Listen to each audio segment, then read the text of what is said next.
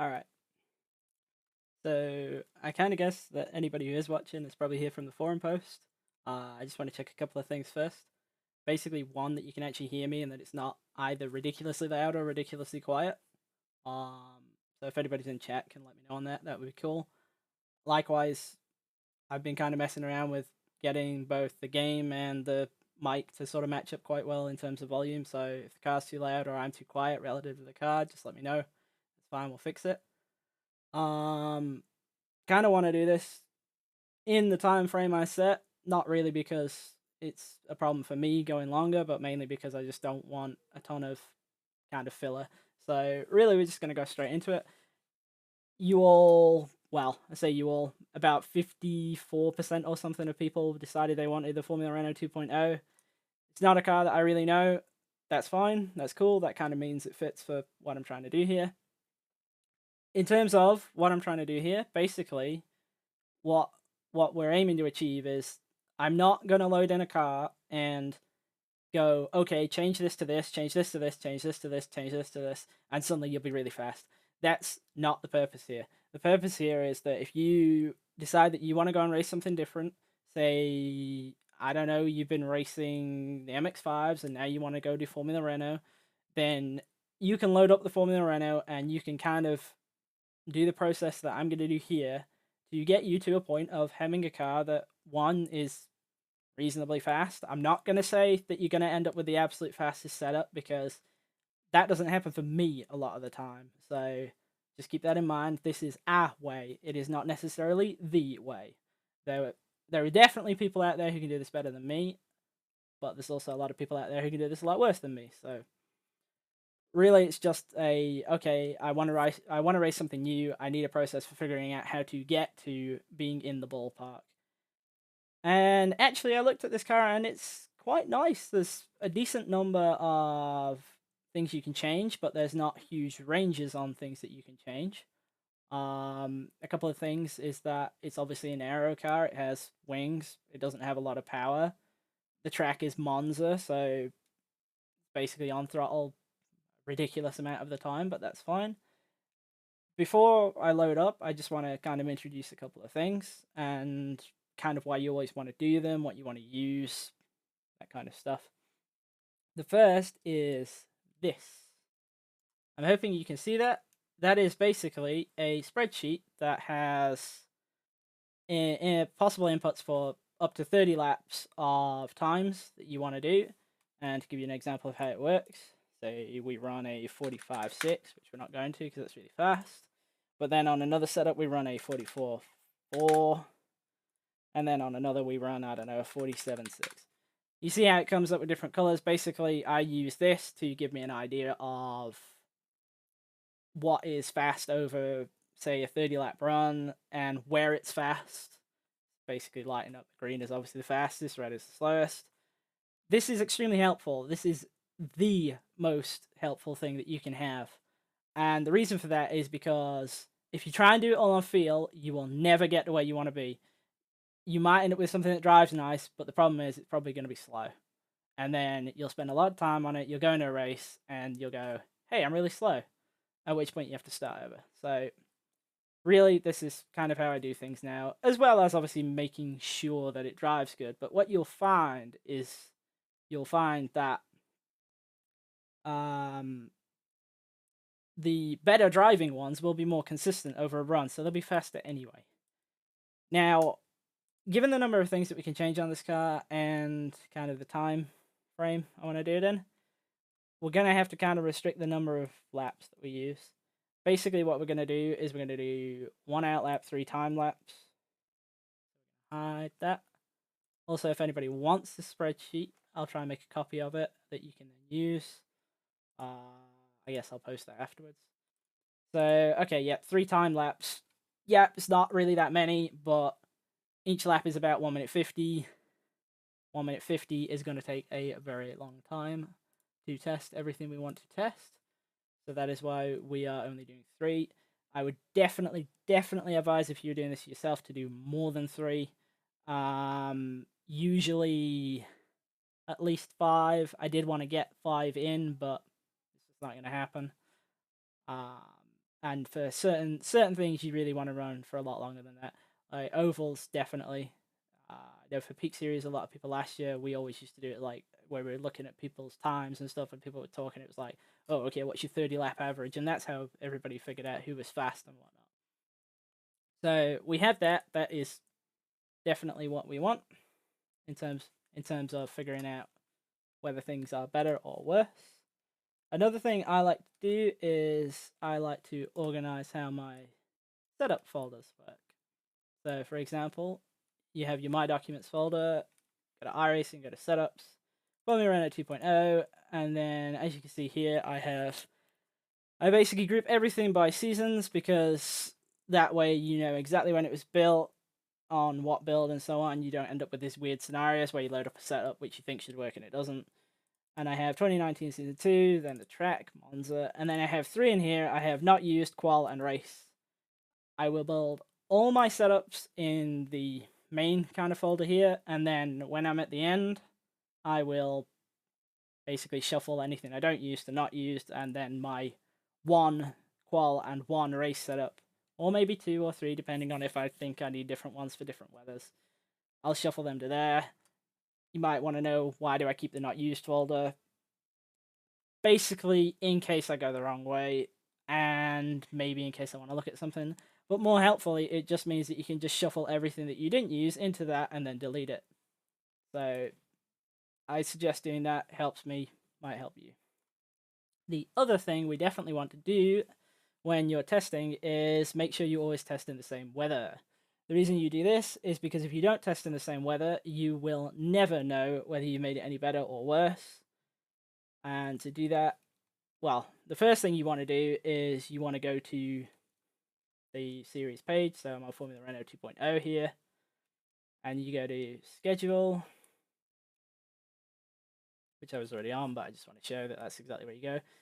And then if we look here, we go to Monza. It is, okay, race length, 20 laps, standing start.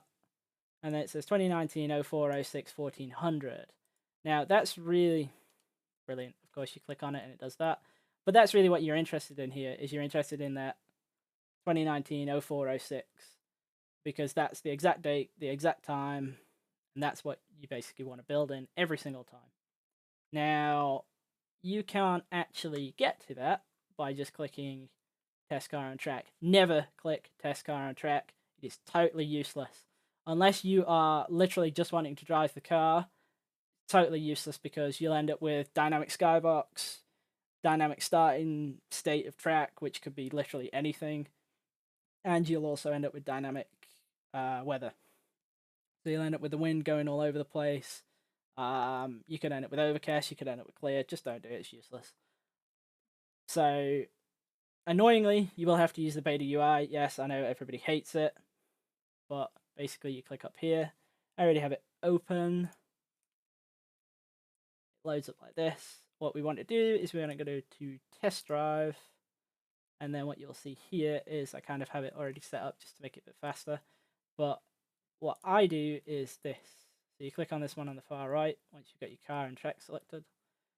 And then you want specific time. And as you can see here, we've got April 6th, 2019, 2 p.m. Sun multiplier 1, but that doesn't actually matter because we have generate weather off, dynamic sky off. And then we have, this is exact default for iRacing. It's what I always test in, really, unless I, for whatever reason, decide otherwise. Auto Club's a good one for that, always 65. And then track conditions. Okay, a lot of people have opinions on this. For oval, a lot of people test in 100, so for oval it will always be 100. In terms of for road, I kind of either like to do 50, or as a interesting note, a lot of times I've noticed that when I load sessions up, it's usually 35, or it averages out to be 35. So that's what we're going to do for this. And then you just click test drive, and hopefully everything doesn't crash, and we load the server.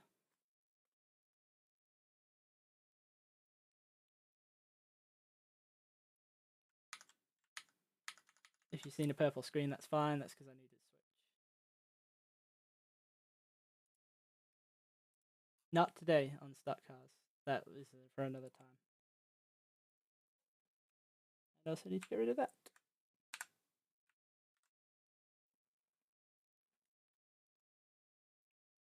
I just have that little pop-up so that when I'm doing something which is kind of sensitive, I can hide everything I want. Yeah, stock cars for maybe next week. Okay, so basically, if you've never loaded the car before, you're going to have no setups. Fine. I know it's Monza, so pretty clear that it's probably a low downforce track, but what we're going to do is we're going to go iRacing setups, load baseline straight away. Okay, yeah, we can see wing angle is high, yeah, but what I want to do first, before anything else, is I want to do 5 laps on the setup. And the reason I want to do 5 laps on the setup is because I need to know how much fuel we use. And that is really number one in terms of setups. Especially if your race is fixed length and you know you can go to the end. Don't do something silly like underfuel the car.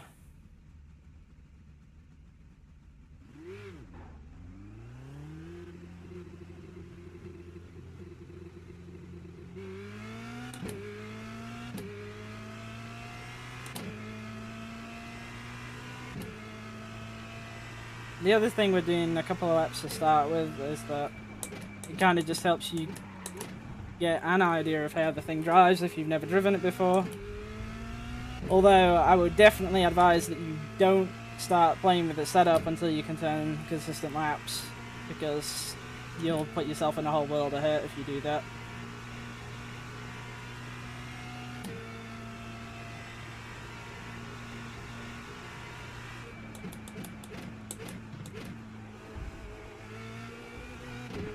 The other thing is, I'm not exactly the best open wheel driver, so keep that in mind, but really, as long as you're consistent, it doesn't matter so much.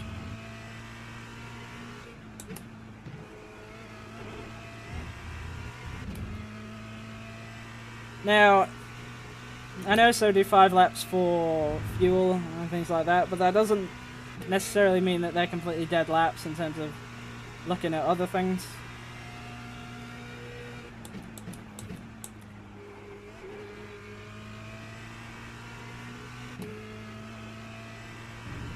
And for example, you can use these laps to get an idea of where you want the brake bias to be at. I have that mapped so that I can change it on the fly. I definitely suggest you do that because it can save you.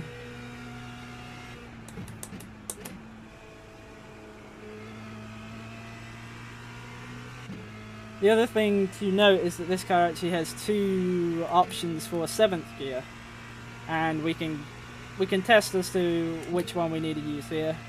I know it taxes out at 7,500, and if I'm running probably 7,300 before I get on the brakes here on high downforce. So I probably want the longer gear.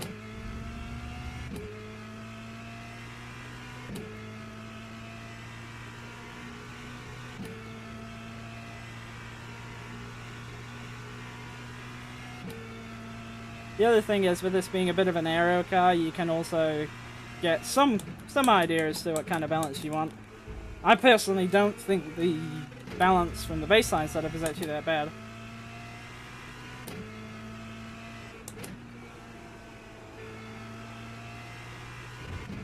It has some push, but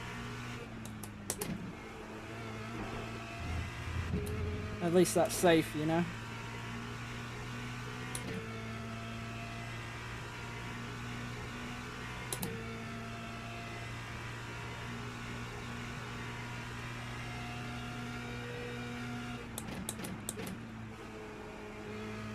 The other thing is, these curbs are kind of totally deadly. And I know that if you run too wide on the exit of Ascari there, that you'll actually damage the bottom of the car. And you'll know that you've done it because it'll absolutely cripple you in terms of straight line speed.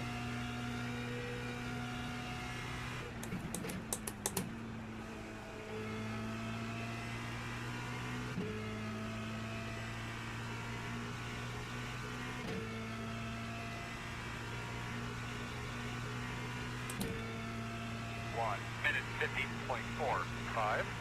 The reason we're doing 5 laps is because we need, well, the software that I use to calculate fuel usage, JRT, does it on a 5-lap average. You can do it on a 1 lap, but I don't find that to be particularly accurate. And the other thing is it kind of lets you get your eye in a bit. Just doing 5 laps on any setup.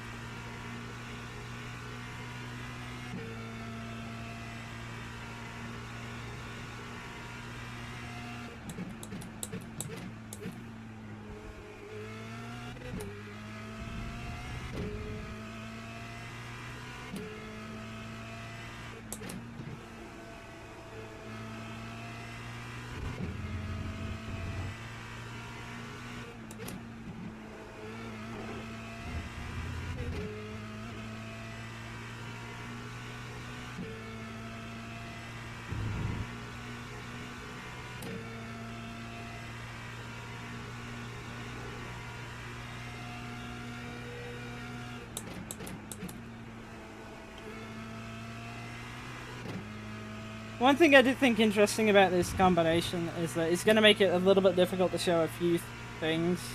I've already mentioned with regards to things like tyre pressures and that, for just the number of time lapse we're doing makes it tricky. In the sense that you really want to be able to run to the point where they equalise out, which you're not going to be able to do in 3 laps. Really, for tyre pressures, I'm not going to say 10 laps for something like this, but probably about 7 laps. You'll find it'll start flattening off.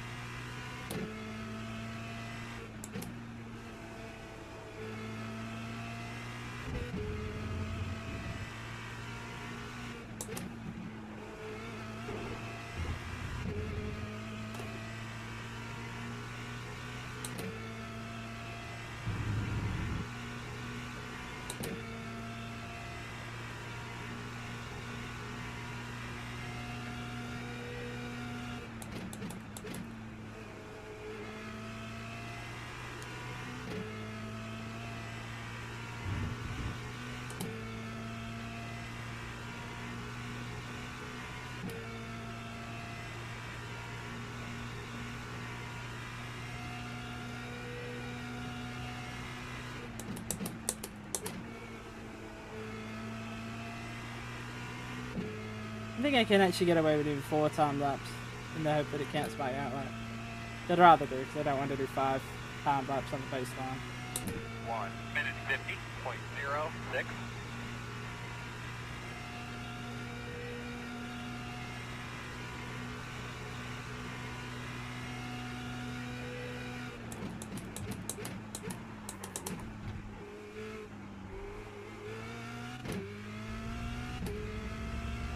And I know there's probably people thinking, why you do 5, well, yeah, why do you do 5 laps on the absolute baseline? Why do you not do 5 laps on the low downforce baseline? And it's a good question, and I will get to that in just a moment. It's mainly so that I can show that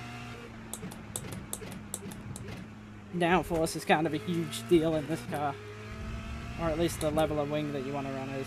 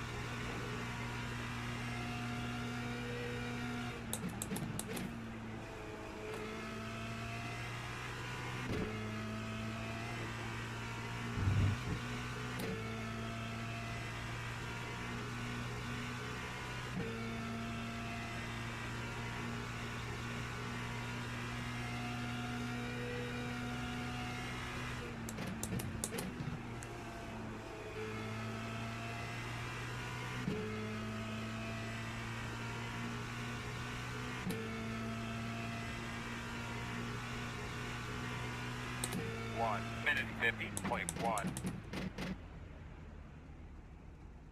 Alright, so we now kind of have an idea of where we want to be for fuel. At least that's the theory. And the other thing we have is a couple of initial laps for Spreadsheet. So I will just fill those in quickly.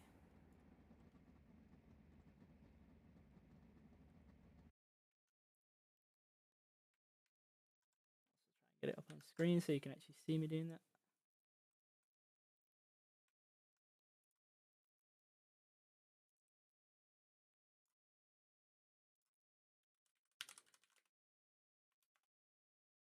I'm gonna omit the minute at the beginning because I know that I'm not gonna be going up into the next bracket or so.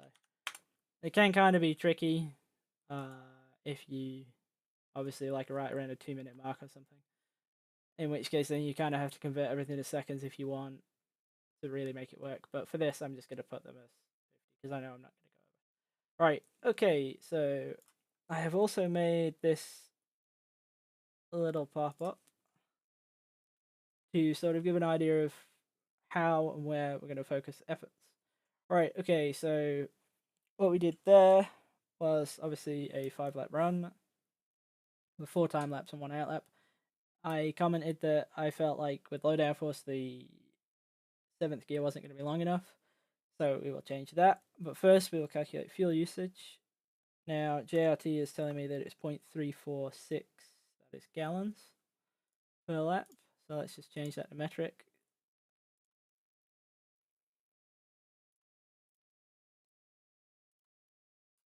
So 0.346, and we know it's 20 laps with standing start, so we don't need to add an extra one. So we get for that 6.92 gallons or 26.18 liters. Okay. Now, interestingly, you would run out of fuel on the baseline because it doesn't have enough, so we need the next click up, which is 27.5. And I'm also going to change the 7th gear ratio from 24/24 to 21/20. Now, what? Okay, the reason you want to change this and not the final drive option is because the final drive option goes 9/30 to 10/30, and I didn't want to waste time on showing the 10/30 option. I have tried it, and basically, what it does is it effectively takes the gearbox from being a 7 gearbox down to a 6. There's no point in doing that.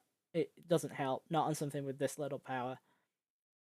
So we got 9/30 for final drive always. Even at Monza you're not tacking out. I can't really see a scenario where you would be.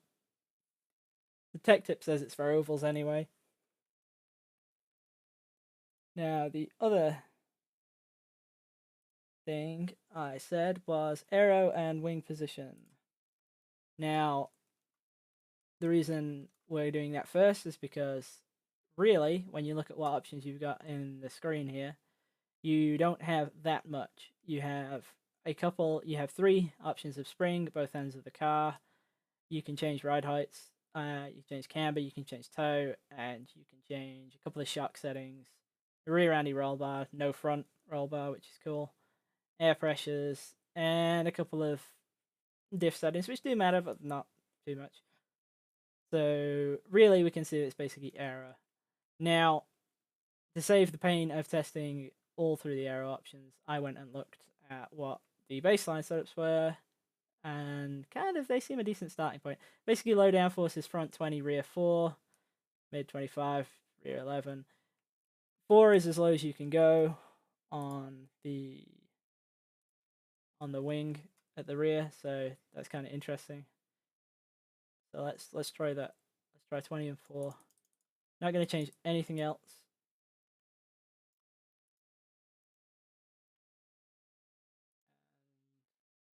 So we got an extra gallon, well, not an extra gallon, but an extra click of fuel. The longer gear, which we're going to need for the lower aero, and then 20 and the 4 on the wing. And I'll just change OBS back.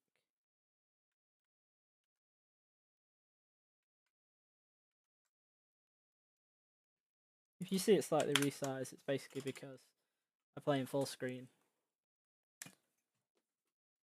And that makes going from windowed to full screen a bit of a change in terms of how I'm doing the capturing.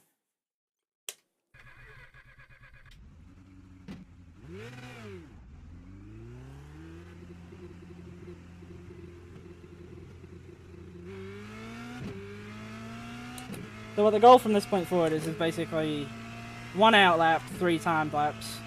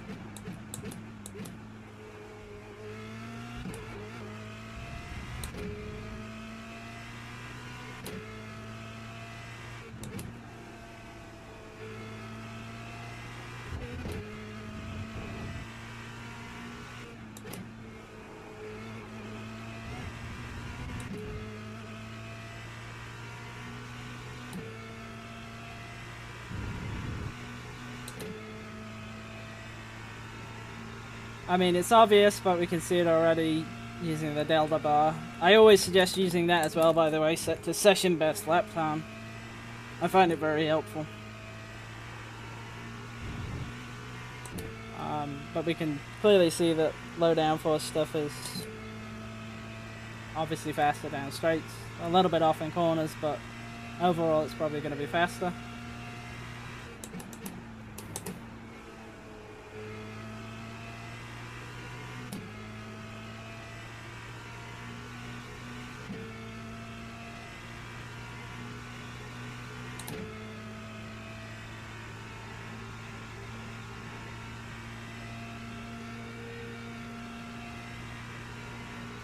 We would definitely have run out of gear had we used the shorter option because I'm at 7200 already.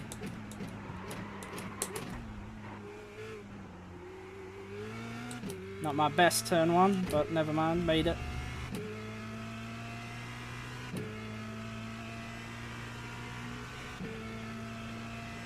And I had the front lock up a little, so I'm just going to move brake bias backwards. 1 click.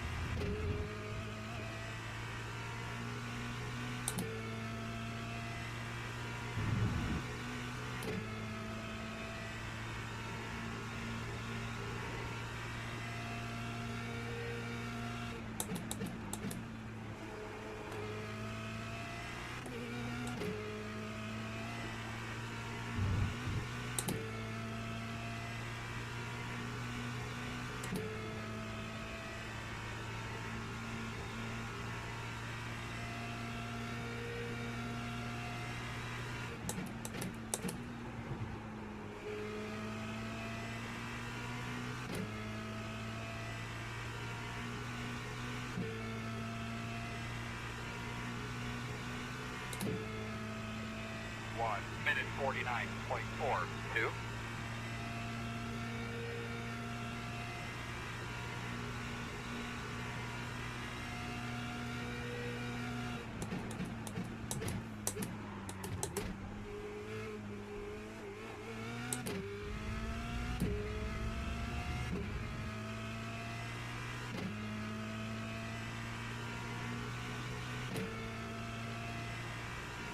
You definitely see that now.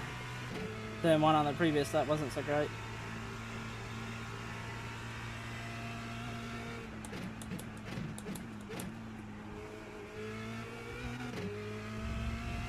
Which actually kind of brings up an interesting point about recording lap times.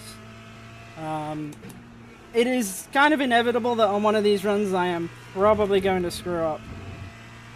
And at that point, the question kind of becomes, what do you do with that run? Do you start it over? Do you omit that time? Like, kind of how do you deal with it? Ideally, if you've got time, just do the run again. If you don't have time, you can look at the split times and make a bit of a estimate as to how much you've just lost.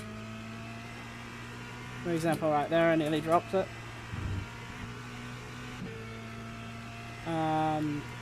Or the other option, which is actually probably what I would say to do, is to leave those times in, because it doesn't matter how fast it was gonna be if you didn't actually make the lap. And you kind of need to know that, like, you need to know whether the setup you're using is actually going to be raceable. There's been a bunch of times where I've loaded into a race and, like, my 30 lap times and stuff are, like, really good. And I'm looking at them, I'm like, oh, it should be really fast. And then actually what you find is that you can't race near nobody because the car's set up so loose that it's basically not drivable.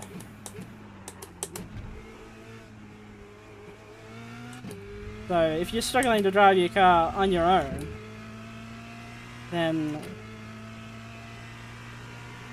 kind of take a view on it that maybe being a bit slower but more comfortable is probably the way you want to be. Because then you got more stability when you're trying to go for past people.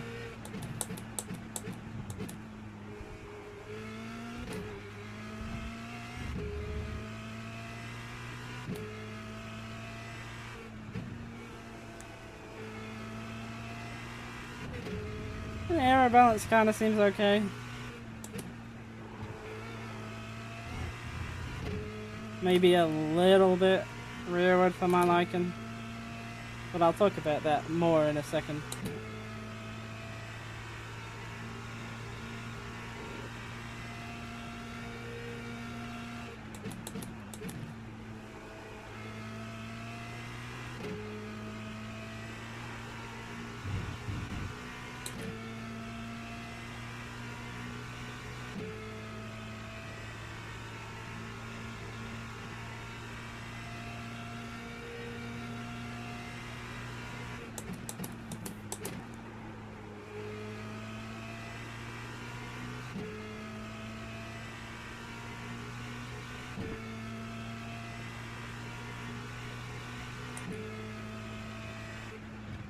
Minute 48.97.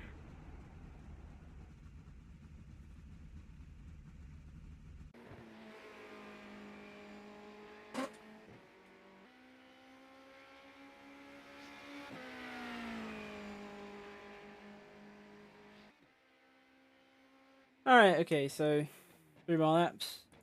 And we can kind of put them in the spreadsheet. And we're going to call that baseline low downforce.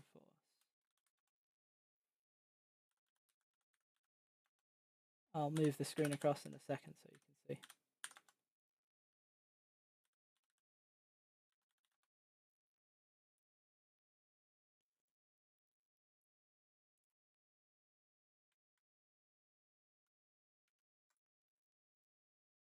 Probably need a bit of zoom, maybe.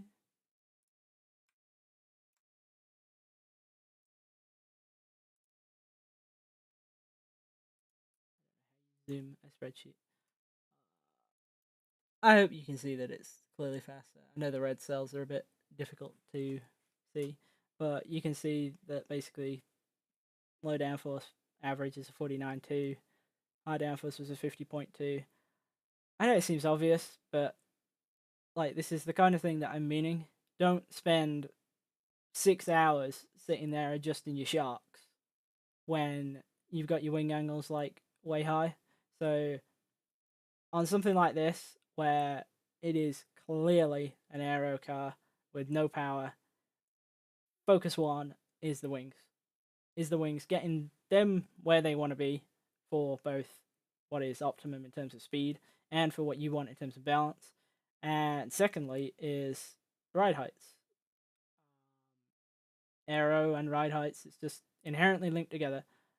And I will show you how you can see this. Literally within iRacing, you don't need to be doing anything more than that. As you can see here on this, we got aero, wing position, ride heights, and all that kind of nice stuff. We will go to the garage screen, and what you want to look at is you want to look at this little thing in the bottom here. Now, these numbers themselves, you changing this doesn't change anything. What this is to do is this is to show you what the downforce balance is, both in terms of forwards, so you can see front downforce 38.13, and also in terms of how efficient the aero is. Now, if we look at this and we say, okay, front wing is 20, so if we add 1 click of wing, it brings us up to 39.4, right? So it's like roughly changes the balance 1.3%. That's kind of a lot. In fact, that's really a lot. So you definitely don't want to do huge swings on front aero. In terms of driving it right there, I didn't feel like I was lacking any rear grip. So I would definitely say for a track like this, you want the rear wing as flat as it can be, which is 4. Okay, so that kind of becomes your fixed point. That's one thing you're going to work around. You're not going to change that again. You know that 4 is where you want to be for this track. So you can nail that down and basically use that going forwards. The thing that we're not sure on really is in terms of the aero balance. But the other thing is that you can see you can change ride heights here. Now, this bottom thing is interesting because it's downforce to drag, and basically that's how efficient your aero is. And if we look at this and we go, okay, we drop the front from 15 down to 10 or 11, we can see that when we get to 10 or 11, we kind of max out this 1.8, going from 1.78 to 1.8. And then we see it stops dropping off when you go lower than that. So if you go all the way down to the floor, it actually drops off a lot in terms of how efficient it is. Now, the interesting point about this is that this is not telling you how much downforce is being produced. So don't fall into the idea that, okay, so I'll just change the rear heights. If we go up, we see the efficiency increases. If we go down, it decreases. And if we keep going up, we can see that, okay, it maxes at 10 and 30. Yeah, okay, so it maxes at 10 and 30, so 20 mil split front to rear. That's the point at which the aero is most efficient. It is not the point where it is the most downforce. And neither is it the point where it's the least drag. So for a track like this, what you might find is that running at this 10 and 30, yeah, your aero might be the most efficient, but you still might fundamentally have more drag than somebody else. What I would say, though, is that this is an interesting thing to look at for more standard tracks. So I know the following week is Nürburgring GP, and that is where I personally would start looking, is I would start with trying to get my... I mean, this is where having something like telemetry helps, but it is not necessary, because you can sort of find your way to the points anyway. The interesting thing that I noticed about this when I was looking earlier is that you can actually... It's quite robust in terms of how it works. 10 and 30 is basically always where it's most efficient, which is cool because it means that once you find the ride heights that you want for normal tracks, not Monza, you're probably always going to want to be in the same place. But in terms of what we're going to try next, we are going to try 1 click of front wing. Okay. Question might be, why are we doing 1 click rather than 2? Well, 1 click is like a percent, so it's kind of a really coarse wing adjustment. So keep that in mind, that you don't want to do huge changes on something like this. Also, hi Kyle. I can just about see the chat when I drive, but it's not particularly easy.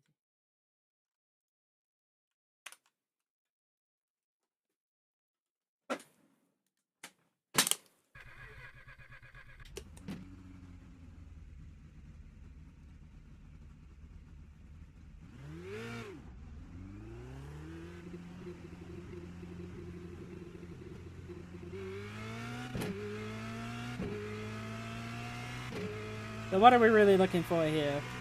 Well, it wasn't that I disliked the aero balance I had. I felt like it was a little pushy. But the main thing I want to find here is if there's any kind of detriment to running more front wing.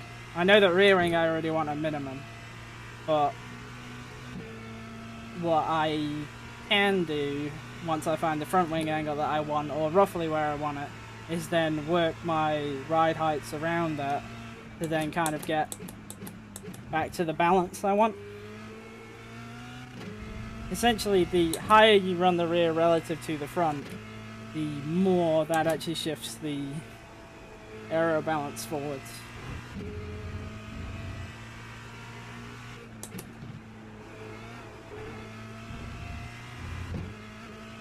So what we're going to do here is we're going to do 3 laps with a click up on wing, and then we're going to do 3 laps with a click down on wing.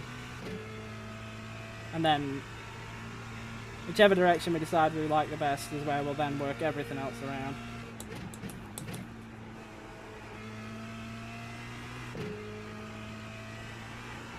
Will it necessarily be the absolute best? No, but you have to get to a point where you just start nailing things down to allow you to work on other stuff. It's not a completely linear process. You have to kind of work through it once and then come back around.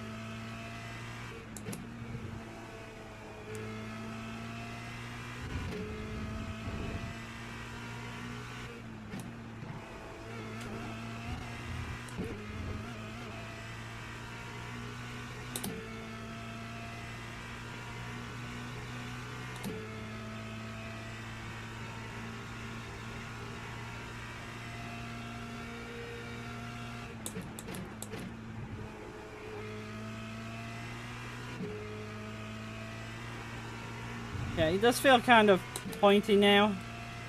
I don't know if you can hear it, but I can hear it with the rear tires just sliding a bit, especially through high speed. I'm okay with it.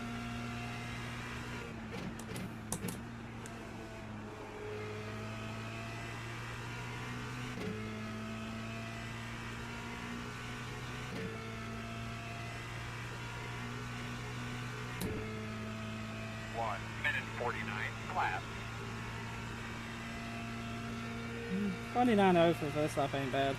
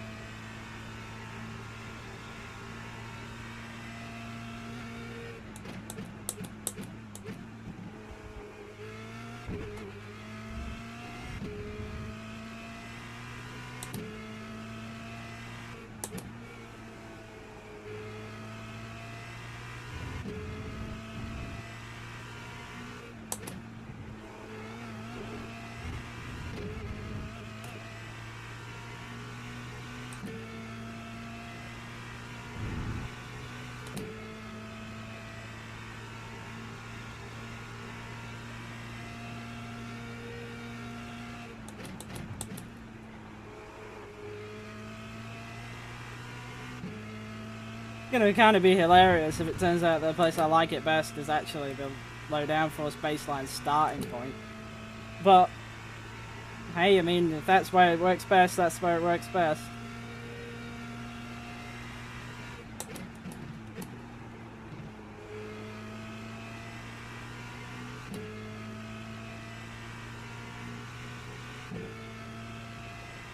It's kind of a little bit too pointy, I think. 1 minute 49.08.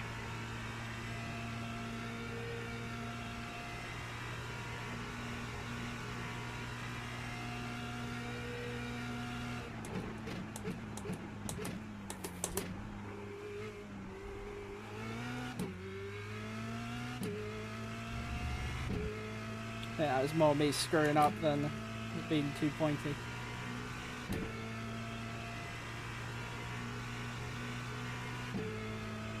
The thing to note really though is that it's not really making that much difference in terms of straight line speed.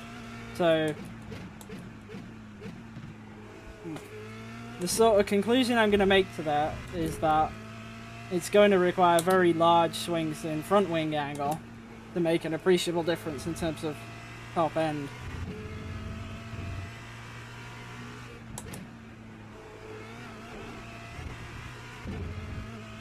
Which is kind of nice because the kind of conclusion I'm coming to from it is that really all the drag is related to the rear of the car and the rear wing. Which means that's kind of where you should be focusing your efforts.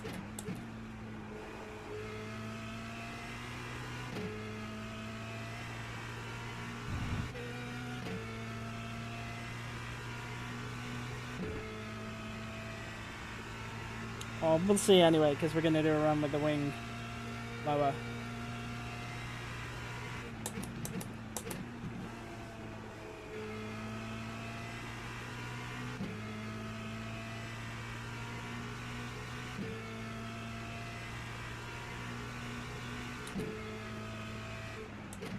Minute 49.12. So, to kind of save a little bit of time, what I will do is I'm going to quickly go and change the wing to 19. And I will record the times, but what I'm not going to do is I'm not going to actually show the times yet.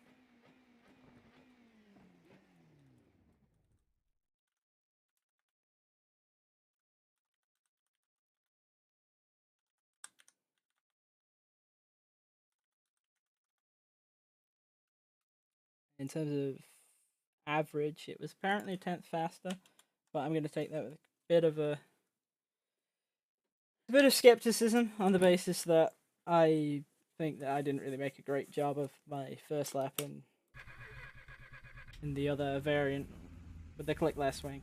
So this is a click less than low downforce baseline. So it's two clicks less than what we've just done.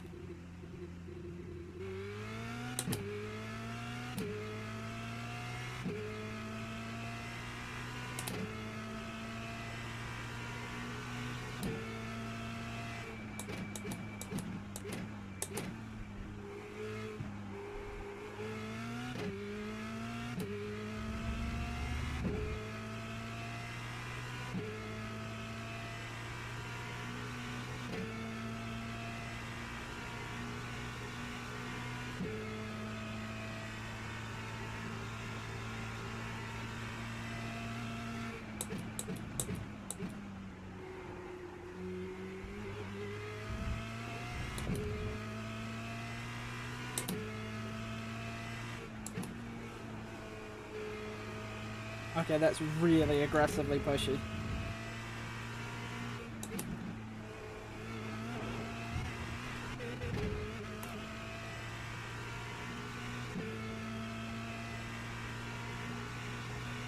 Which, I mean, it's a 2% change in Aero Balance, so it's going to be significant.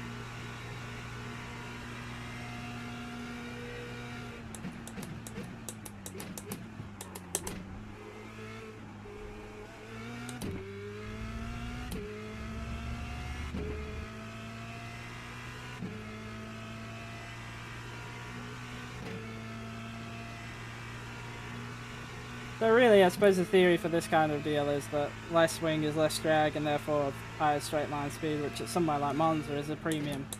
But as I was saying earlier, the front wing seems to be more about balance than it does about drag. And really taking front wing off has only really hurt me.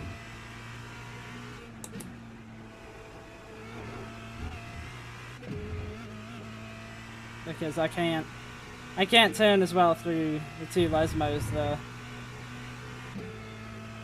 But this is the kind of thing I'm meaning about sort of trying to feel your way to a direction. It might seem monotonous and kind of dull, but now you kind of know it's like, okay, well, pulling wing off ain't gonna happen. In terms of speed, you know it's a path that you don't need to go down.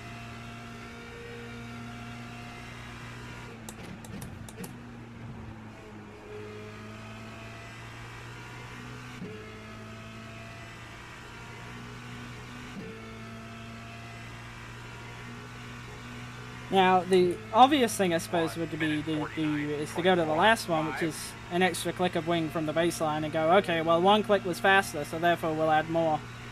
Yeah. I'm not going to do that, though, because I don't know based on what you guys could see, but it was not an easy car to drive. Or it was on the verge of being a difficult car to drive. Hey, if you can handle more wing and it makes you faster, then go for it. But if you can't, don't push it.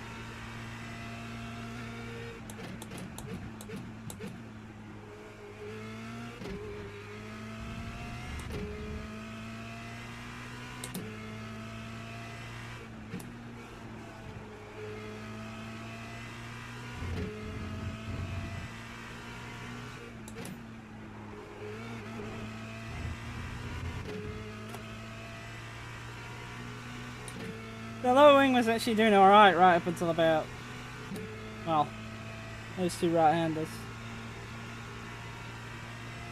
In terms of lap time, that is.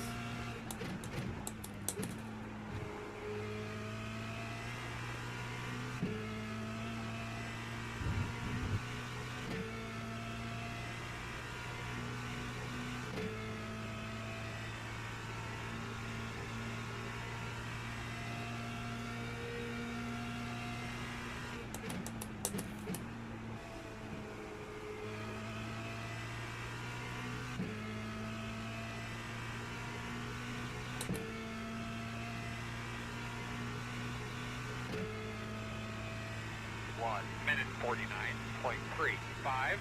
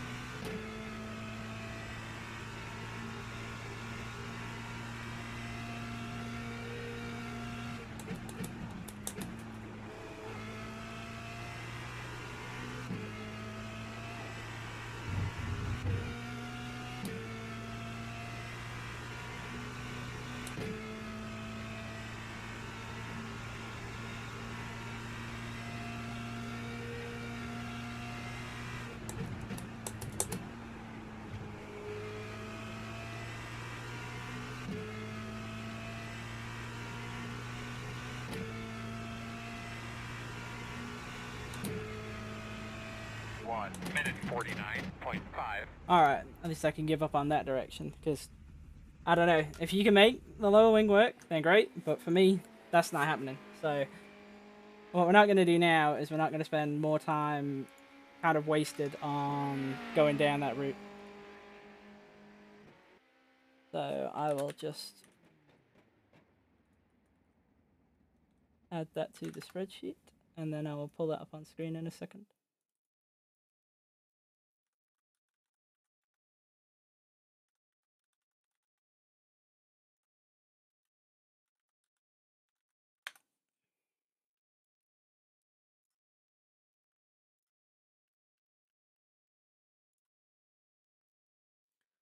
Okay, so this is kind of what I'm meaning about pointing directions and things like that. We can clearly sort of see here that when we took off wing, we got slower. When we added a bit of wing, we got faster. So I personally think the balance was quite nice with just one click of wing. So that's where I'm going to leave it, basically, so I can move on to something else. But you can see how you can basically just do, I mean, that's what, 9 laps? That's 9 laps to know which direction you want to go in. It's not very long. Like, and as you can see, it's a big difference. Like, we gained an average of 10th a lap with just adding one click, and then we lost, well, I'm going to say 2/10 a lap by taking a click off. So it's kind of low-hanging fruit on this kind of thing, where it seems weird to invest so much time just doing like 1 or 2 clicks of wing either way and things like that, but you do it because it's the stuff that matters. Like, 6 clicks of shark or something is not going to give you that, whereas 1 click of wing is. So we will move on to actually the first thing I'm going to do is I'm going to load this back up. And now, I know I've said ride height's 3, but I'm actually going to mess with toe first before I do that, mainly because there's something I want to demonstrate. So the first thing I'm going to do is I'm going to go to wing angle 21, and then that's basically our fastest setup so far. So what I'm going to do is I'm going to now save that. I'm going to save that in here as 2019 Season 2 Monza version 1.0. Okay, now I'm going to go and look at toe. Now, really, the faster cars and the cars with more power can deal with more toe. The reason they can deal with more toe is because they have more power. So the thing with toe is that basically you can think about it like this: negative values is less stable, positive values is more stable, and that kind of goes for both ends of the car.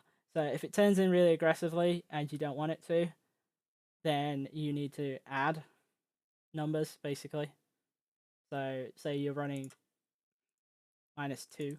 I know we're not, but say you're running -2 and you find it really aggressive on entry, you would take that down to a 0 or something, and that's going to cut some of the aggressiveness out. Now, reload for a second. Now, you can see on here we've got -1s in the front and +2s in the rear. Now, Monza is straight, really, and we were talking about drag with aero and things like that. Well, there's also drag with toe. Basically, anything you're doing with toe is you're pointing the wheels away from the direction of travel, so you're going to add more drag by doing that. Now, my theory on this for road cars especially is you want to run as little toe as you need. So we're going to go from -1s in the front to 0s, and then we're going to go to 0s from +2 in the back. A quick note on this car has independent toe left to right, so I'm actually no idea why that is, because this is a road car. On ovals, they're always set up like this so that you can basically do funky things with steer and rear steer and that kind of thing. But on road cars, what you'll normally see the adjustment will just be one box in the middle, saying like the front you'll see it, and in the rear you'll see it. Now, if they are split, what you need to remember is that they will add to each other. So say you run +1 and +1, okay, that's not +1 overall, that's +2 overall. So Just keep that in mind. But now what we're going to do is we're going to try that and we're going to see what happens.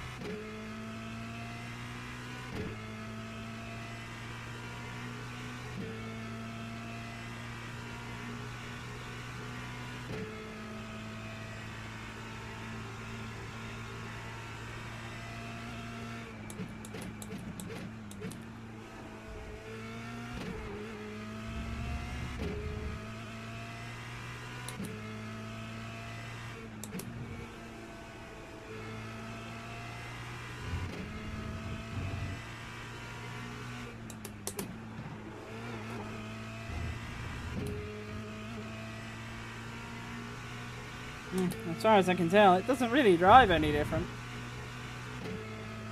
But I'm hoping for just a little bit more straight line speed because I've now got less mechanical drag, but we'll see.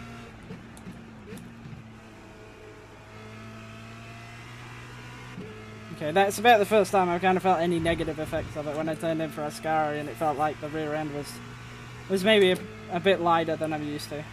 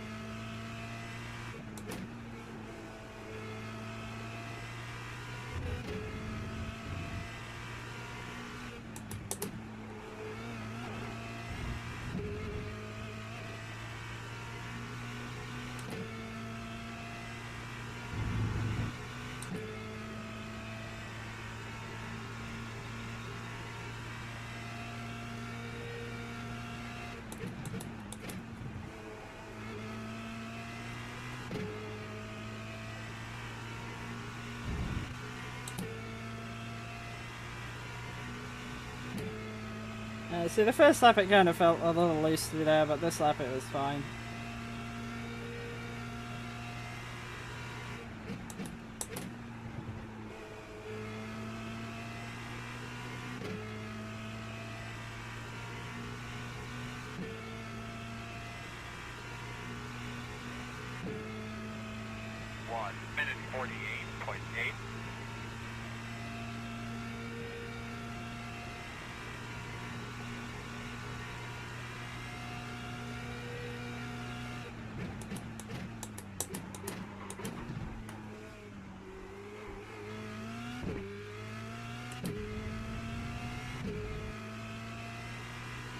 Yeah, not really my finest turn one.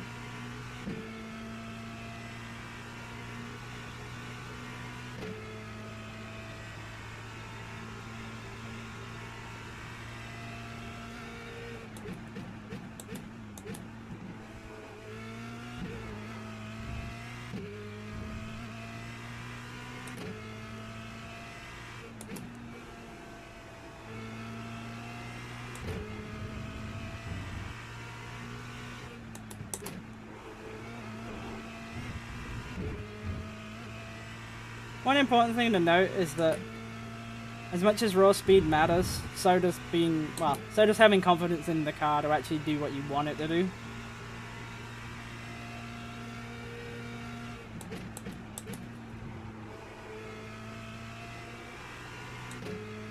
Right now this is pretty good. So there's a little bit of push. Which is interesting to me because I kind of expected when I took the rear toe out that actually it would be kind of scary, and it's really not.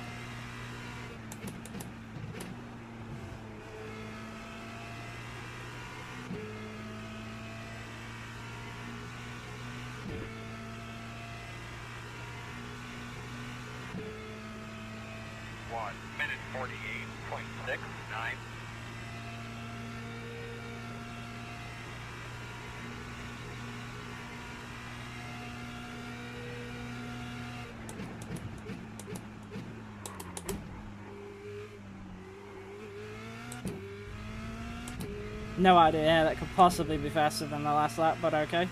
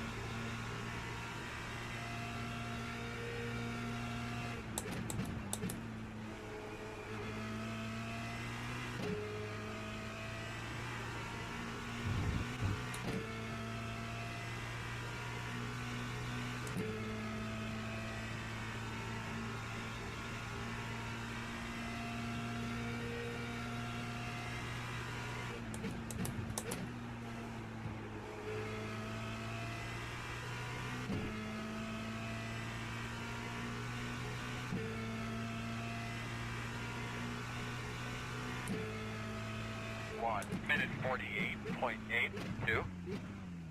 Okay, so that's pretty clearly faster. And I think that's actually a fair bit faster than I was expecting that change to be. But it kind of shows you how important that actually is. Let me just put the times in.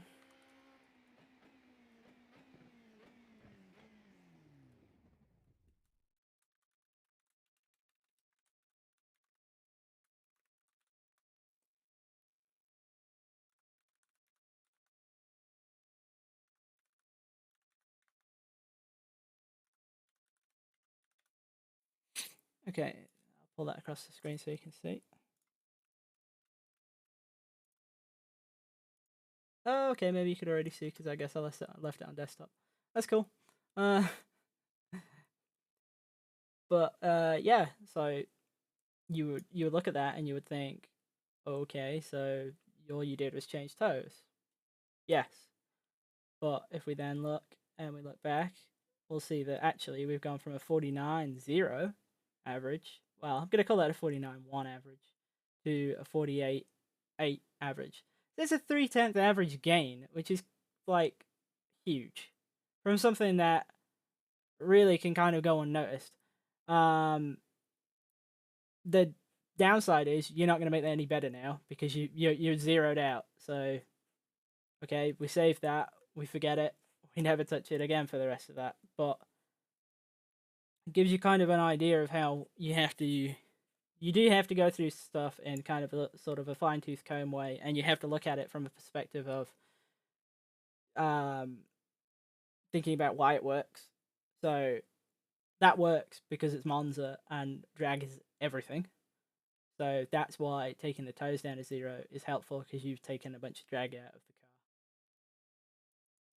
car. I mean, you might think, okay, yeah, we haven't done a lot right now.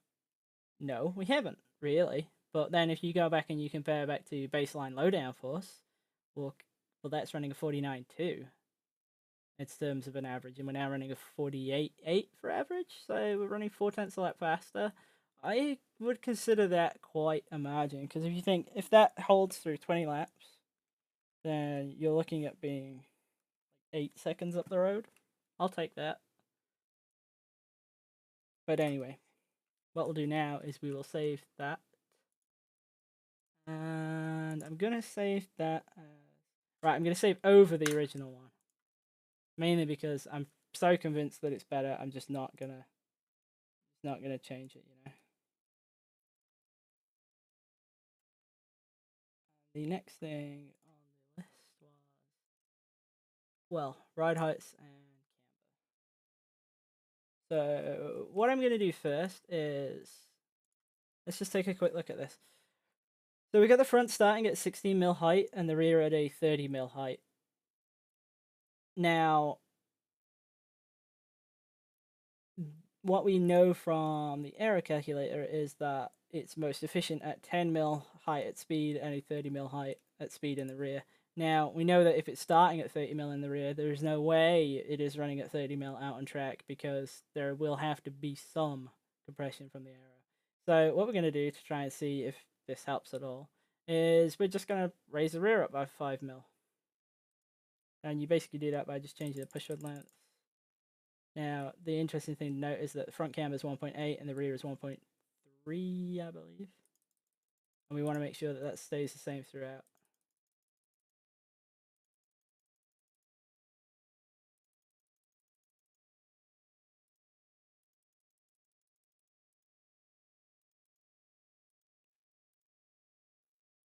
I imagine we probably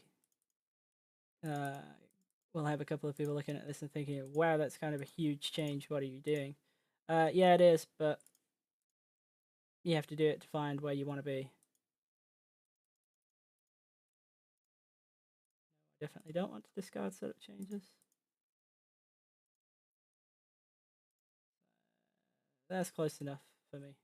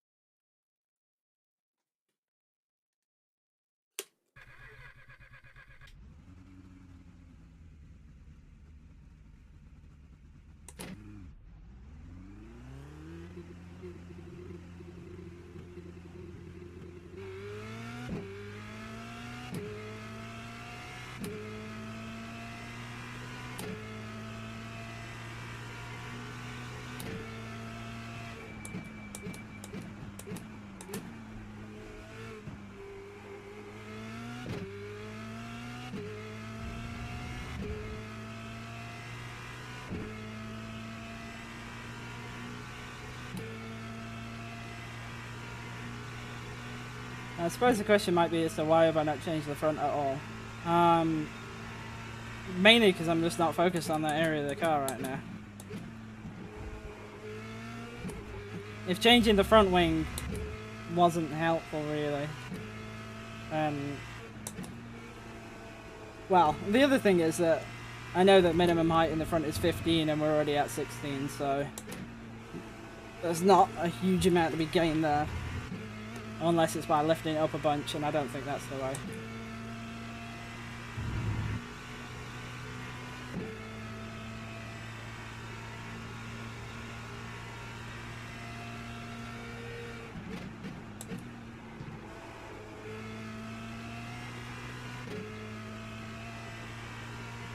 One thing to note, it is definitely far looser through that section there.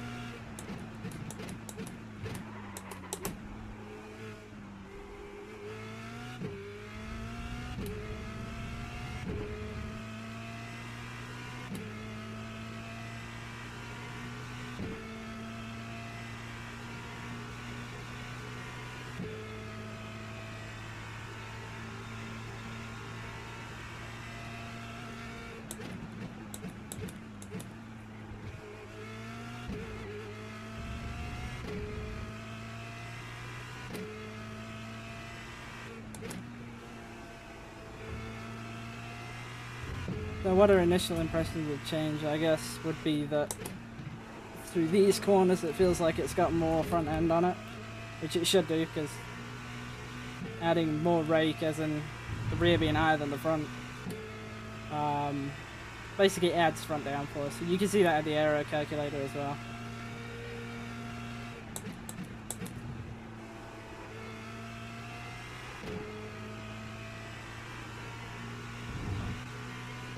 The downside, I suppose, would be is that it's edgier to drive and it's slower down the straights. Like, you can see there we're losing time.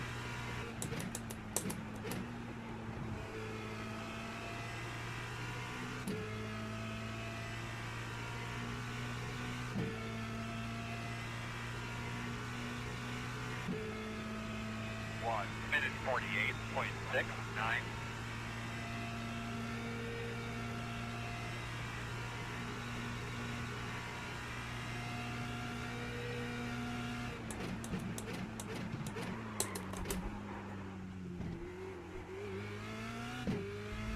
Kind of my bad.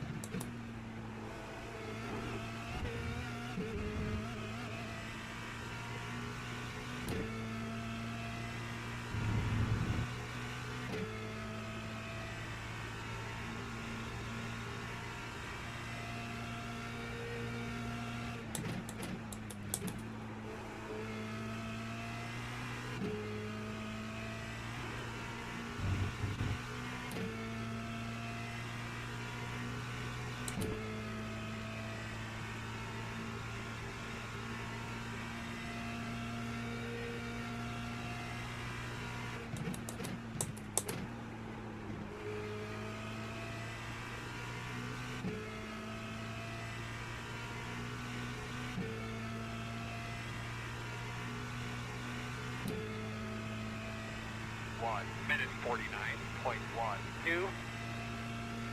Oh, interestingly, we're actually not slow down this right now.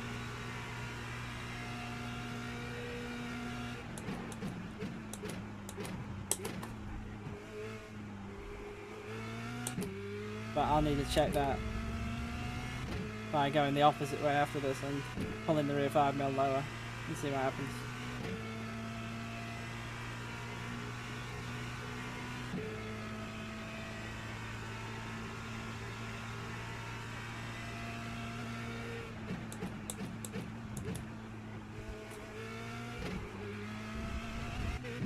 One thing I would say is it's a lot more nervous on corner entry.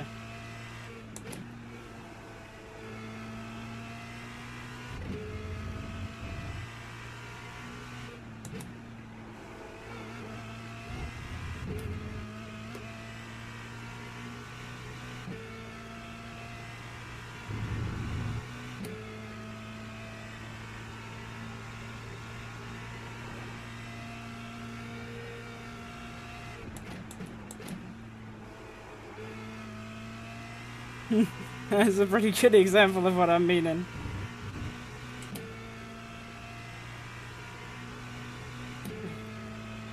Not so much pointing it through the corner there, rather than just sliding and hoping it didn't die.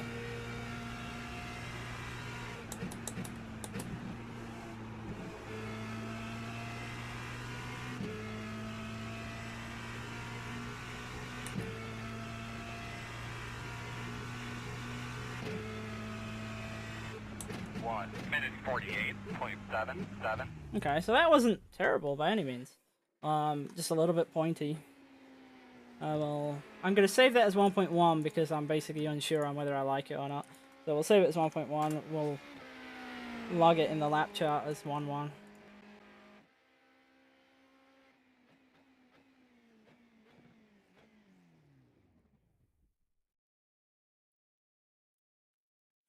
Also, if anybody has any questions, just put them in chat. I can actually read it as I go, so...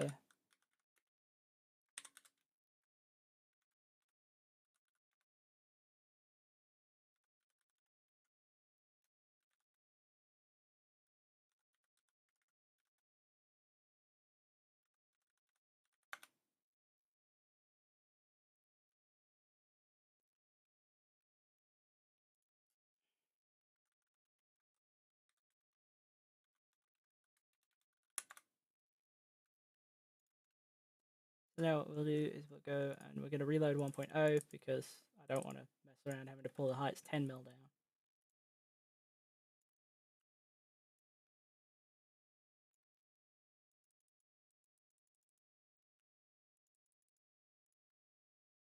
Oh, okay, that's interesting. I didn't realize that minimum ride height was 25. That's cool. It's cool on the basis that means that whatever we find out here is basically, it gives us a clear idea as to whether going lower on the heights is the way or not. In terms of we're basically right at the bottom and we can only go up. 1.8, 1.3, yep, that looks correct.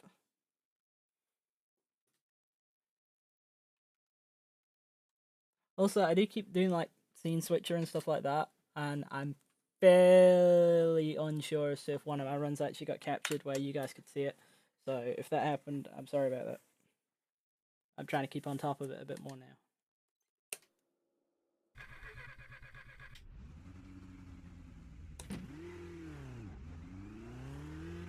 I think annoyingly, if there was one where it did get missed, it was probably actually the fastest one.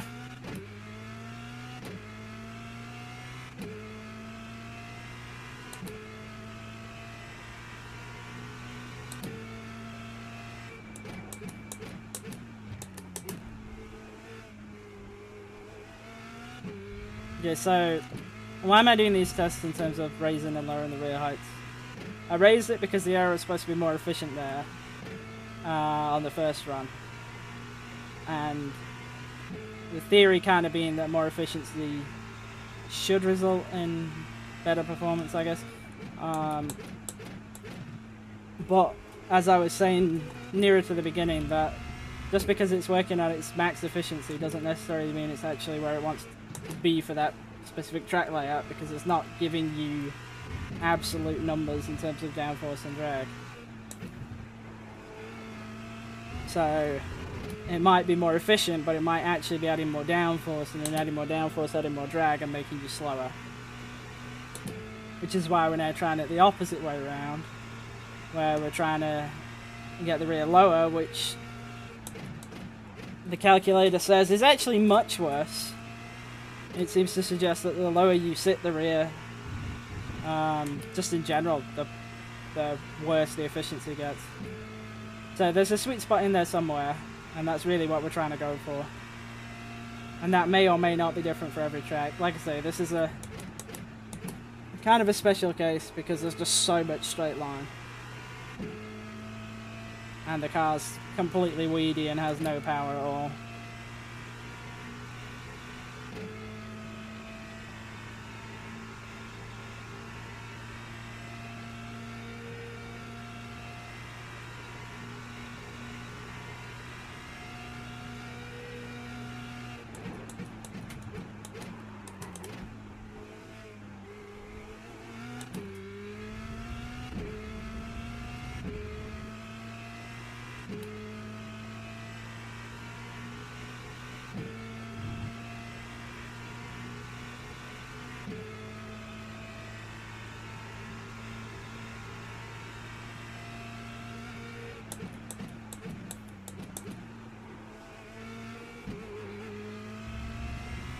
The other thing to keep in mind is that by reducing the rear height, we've moved the Aero Balance rearwards, and that's why I was struggling a bit through these corners.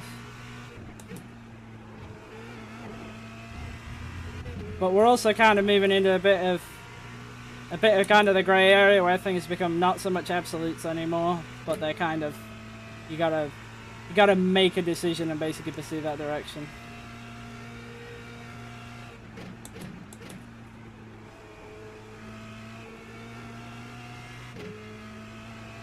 And I just lost a ton of times through there, basically because the car's got too much understeer, but you could probably see from the delta bar that it's really fast down the straights.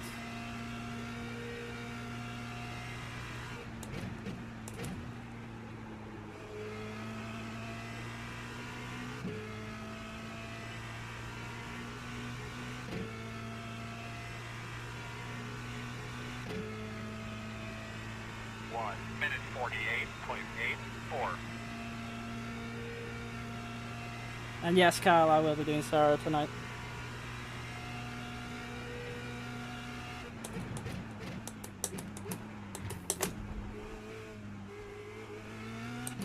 I'll also be streaming that as well later.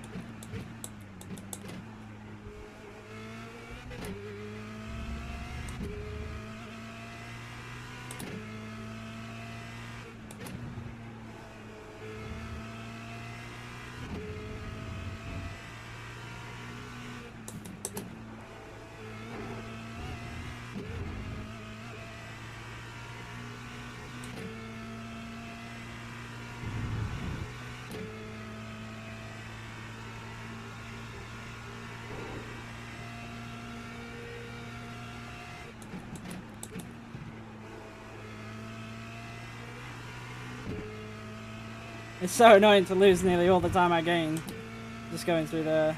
I mean, you can see it clearly on the splits in the bottom left. Well, maybe not clearly, but basically all the time that this is gaining is down the straights, and then it's losing a lot back in the corners. And it's also losing some because the driver doesn't know where to turn in.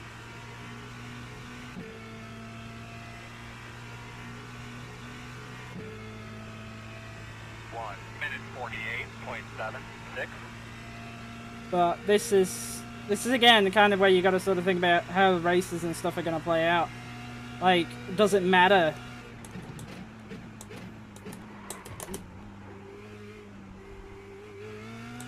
Like, does it matter that you're slower through two high downforce corners where practically zero passing happens?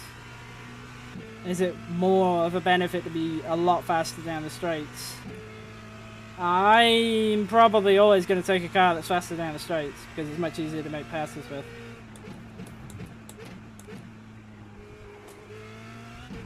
Even when it's draft locked like this is probably going to be, I'd still rather have the car that can pass.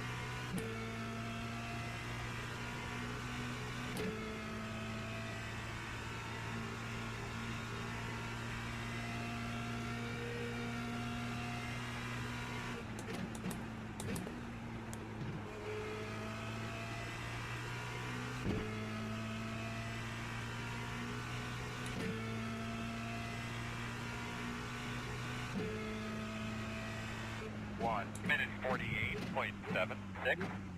Okay, so I like that a lot just for the straight line speed, really. I know the lap times probably aren't going to show it up, but we'll take a look anyway.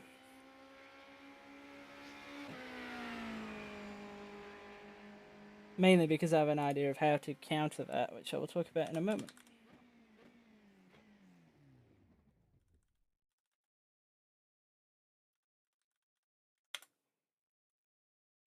Okay.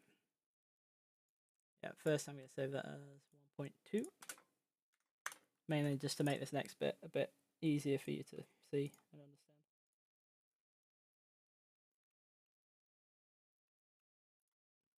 Right, okay. So we can see that we've got what we've got here is we've got our three runs where we basically ran 30 mil static height, then 25 mil, no, sorry, then 35 mil static height, and then we ran 25 mil static height. Now, what's clear is that going up on the static heights was actually kind of maybe potentially faster, but then we've got to consider why was it faster, because it definitely was slow down the straights, but raising the rear height meant I had more forward aero, which I liked, and that gave me more turning. Now, it was slower overall basically because it was harder to drive. Now, if we look at the one that we just did, which was with the static heights basically at minimums, we can see that in terms of the difference in time, in terms of the 3-lap average, it was basically exactly the same as the start, but now because it's kind of a grey area, it's not so clear, but I would prefer to have that car, which is way faster down the straights, compared with the car that was slower down the straights. Just because I think passing is going to be easier. And also now, what you can do, because that way seemed a good way to go, you can now counter what you just lost. Because what you lost was basically front end grip. Now, we found earlier when we were looking at the wings, which I'll pull across again, we found that with the base low downforce, it was a 49.2 average. Adding a click of wing actually brought the average down to 49.0, and then taking a click off versus the baseline, so 2 clicks versus the previous one, was actually 0.4 slower. So really, we can kind of conclude that adding front wing doesn't hurt us. So what I'm now going to do on that one with the lower rear heights to get some more front bite back is I am going to add some front wing. Now, I'm just going to kind of make a rough estimate here. So, say this isn't our Aero Balance, but this is just to give you a rough idea of where you want to go. So if we say 10 and 30, 43.53, okay, let's make the assumption that dropping the static height by 5 actually drop the whole thing, like drop the dynamic heights by 5 as well. So we will see that now that takes down to 41.89. So if we want to get back to around 43.53, what we want to do is we want to add front wing. Now, if we add 2, we get to 44. That's going to be way too loose, I think. So what we will do is we will add 1, and now we're at 22, 4. And we'll try that and see.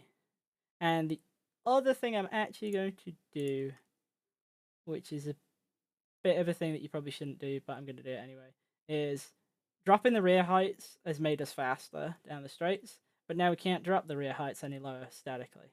But what we can do is we can fit a softer rear spring. Now, they're 175 newtons per millimeter or 1,000 pounds per inch.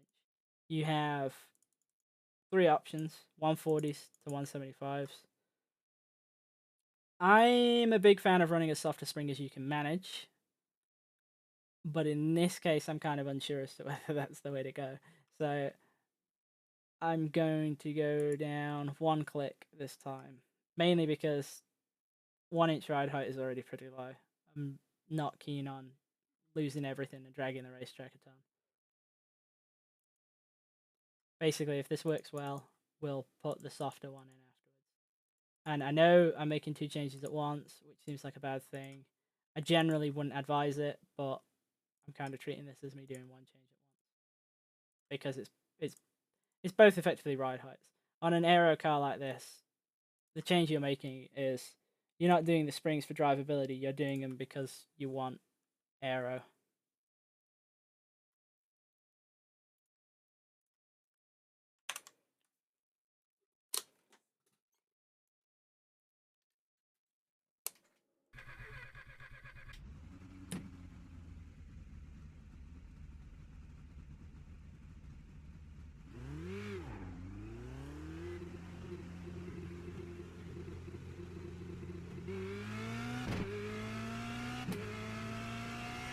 So what the theory is here is that lower rear end is faster, but in dropping the rear end we start losing front bite. So adding front wing brings us back to where we should be in terms of handling balance. But we should go faster because we've got less rear wing. Well, we haven't got less rear wing, but we've got lower heights, which is less drag.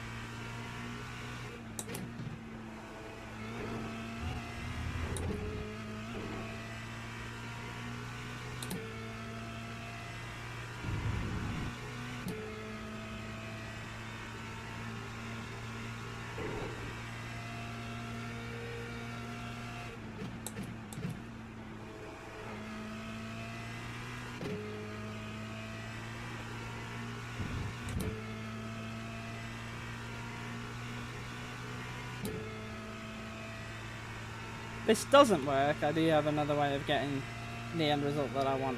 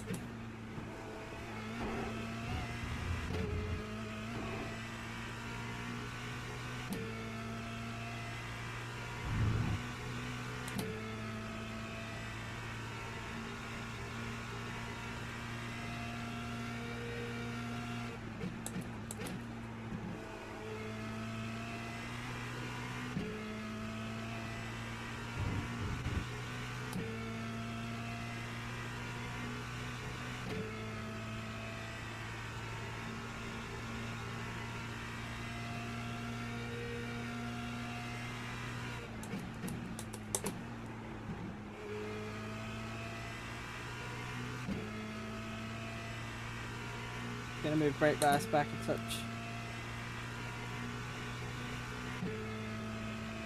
1 minute 48.85.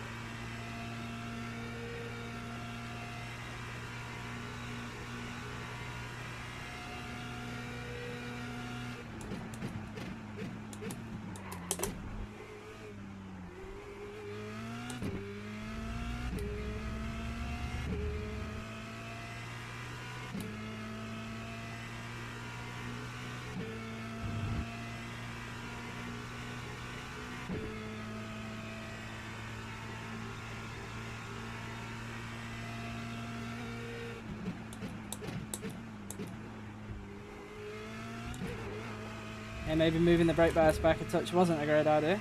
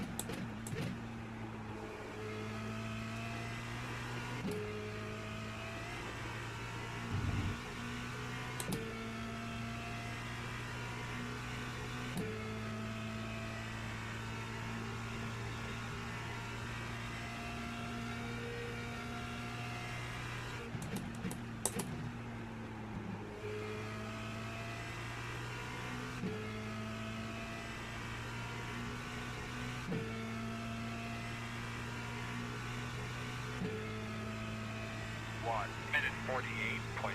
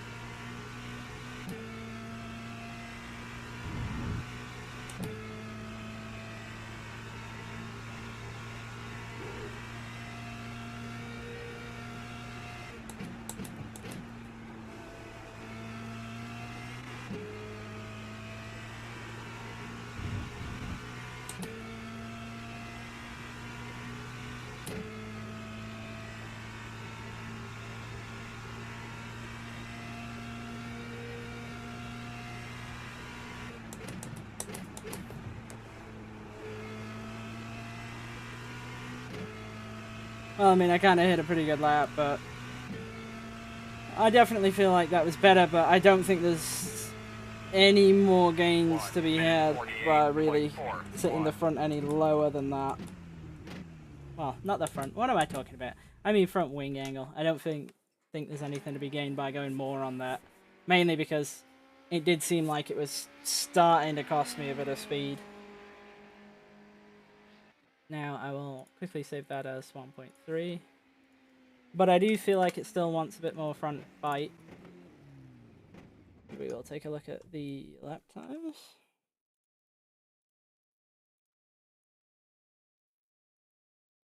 And we will call that 1.3 plus 1 front wing.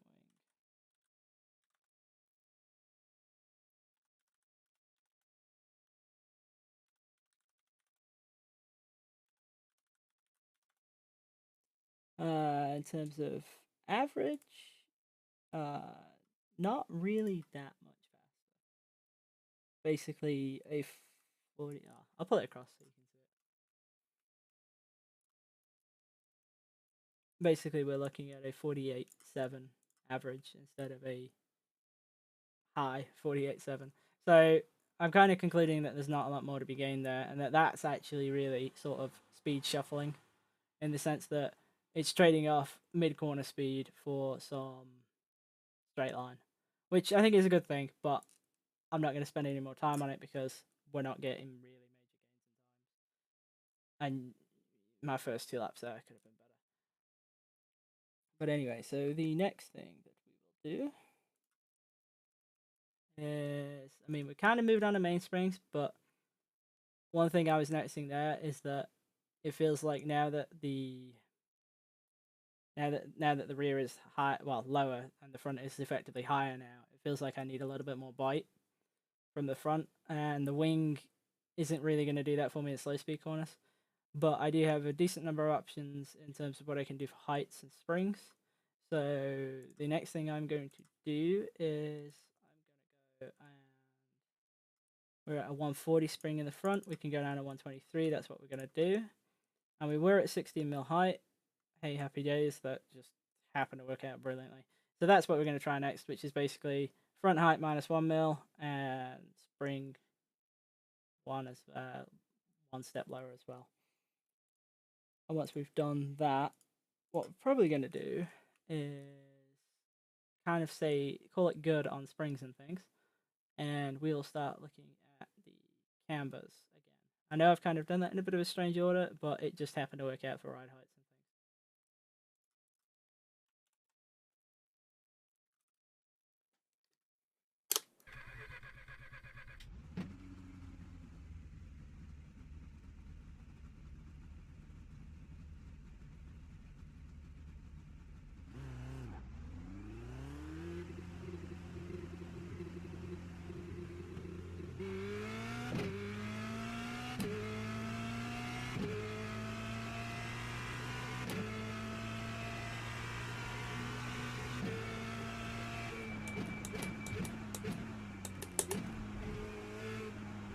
Okay, so why did I go down on front spring? Even though it's a downforce car, there is a little bit of mechanical grip to be found by doing that. And the other thing is, it's going to let the front wing sit a bit closer to the ground, which should give me a bit more front end bite. What it might do as a downside of that is it might lose a bit of aero efficiency and add a bit of drag. So, what I was seeing.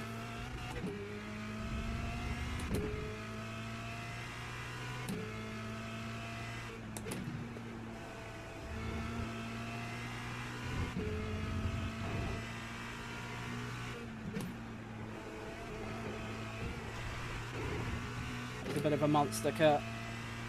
Definitely wouldn't want to do that.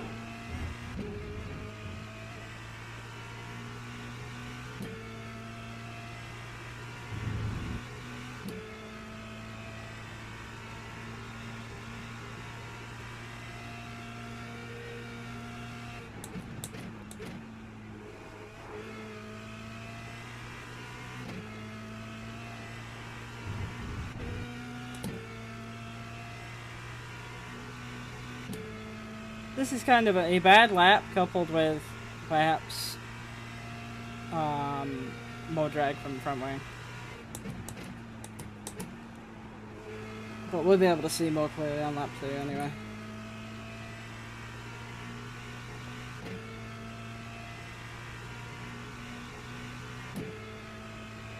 One minute 49.03.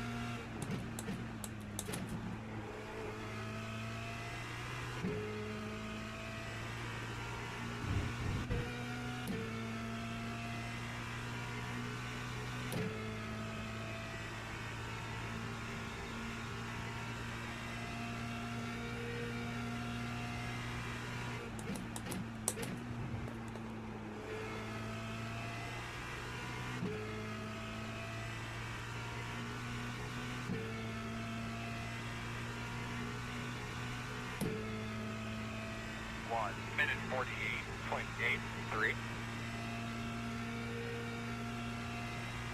So far, the conclusion seems to be that this hasn't worked.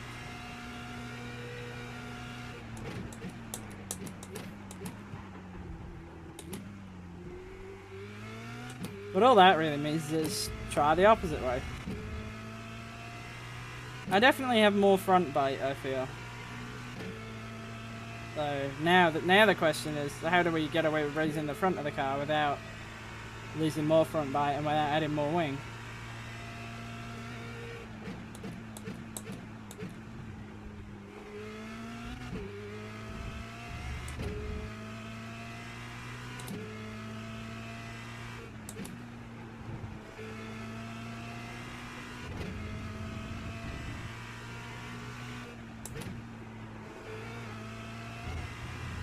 You can tell we got more front grip because we're going faster through that section there.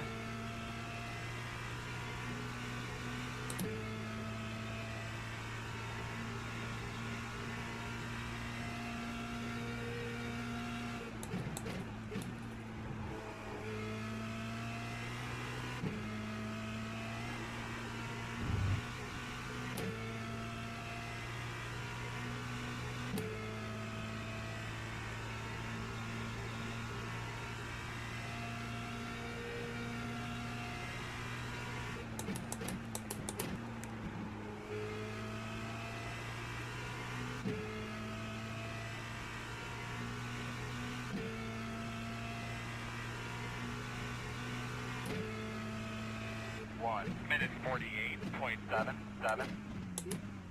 But I guess what we've also found is that the front heights are basically just as critical as rears.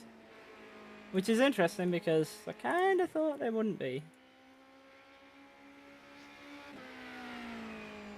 Put that into the spreadsheet anyway.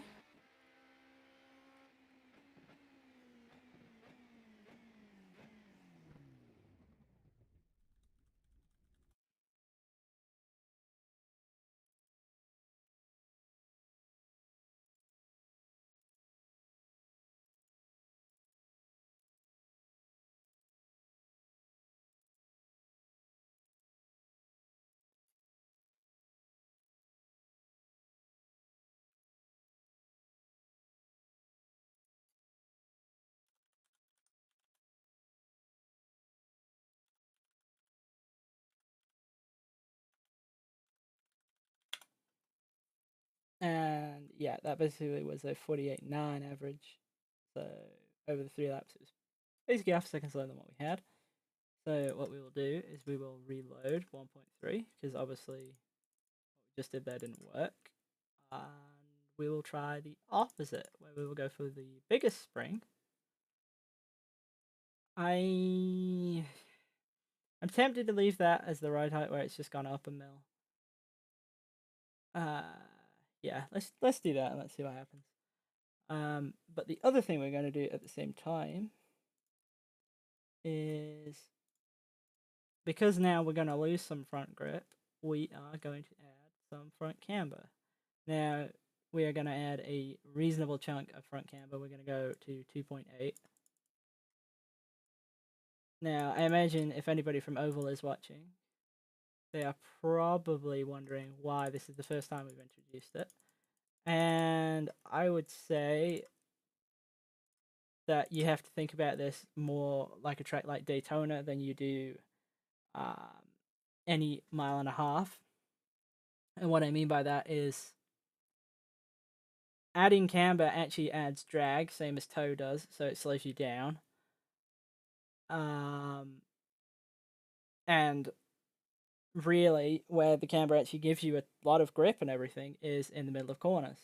Now, that's why it works really well on 1.5 miles and things like that, because it's most effective in the middle of the turn, and the corners are very long, and you have a lot of banking, and there's a ton of load, and that really helps basically get all the benefit of having all the camber out of it.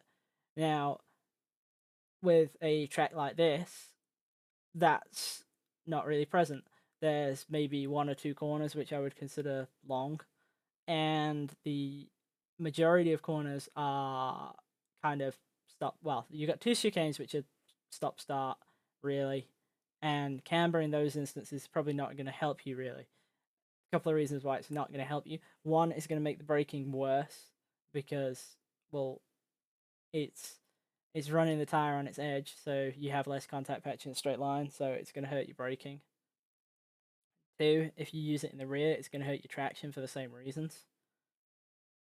And three, because it adds drag and the straights are very long, you're going to lose some speed like that. Now, I'm only adding it to the front because the front is the only place where I want more grip. I don't feel like the rear needs more grip yet, but what I plan to do here is basically, if this works and gives me what I want, then I'll increase both another half degree or maybe another degree, and then we will go from there.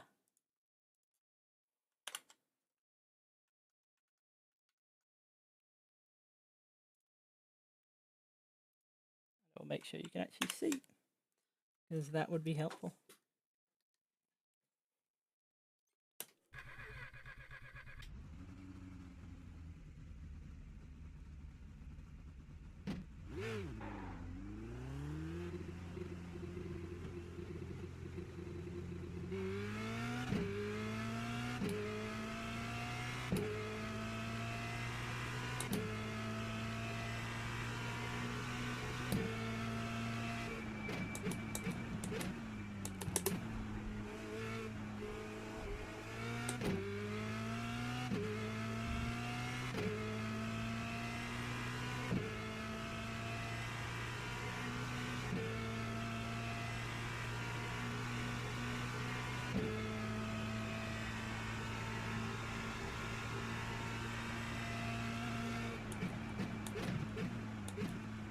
To touch on why the camber stuff is such a big deal on the oval side of things, it does come back to the long high load corners, really,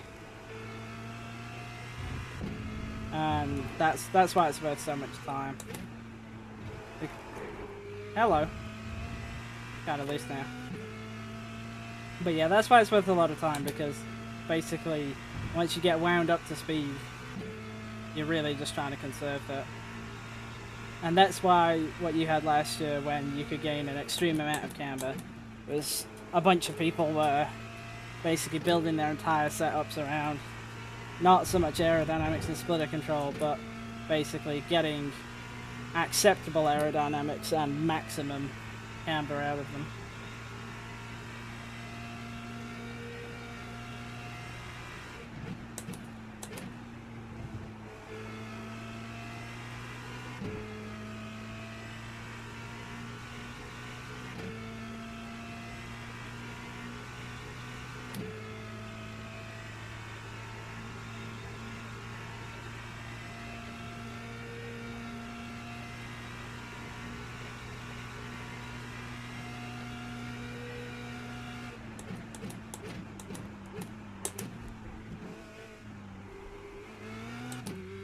And you can kind of see it there, what I'm talking about in terms of braking stability. The car hasn't really wandered like that on the brakes before, and it did right there.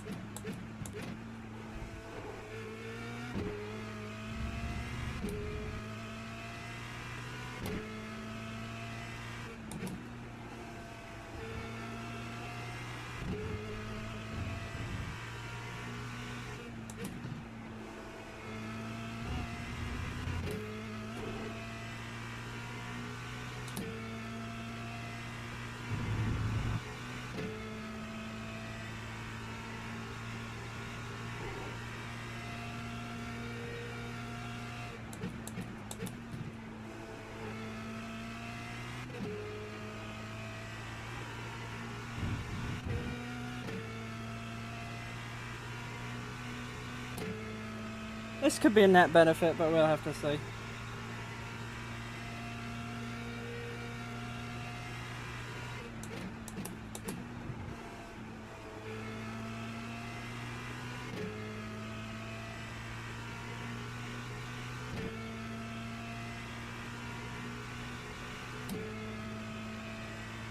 Minute 48.55.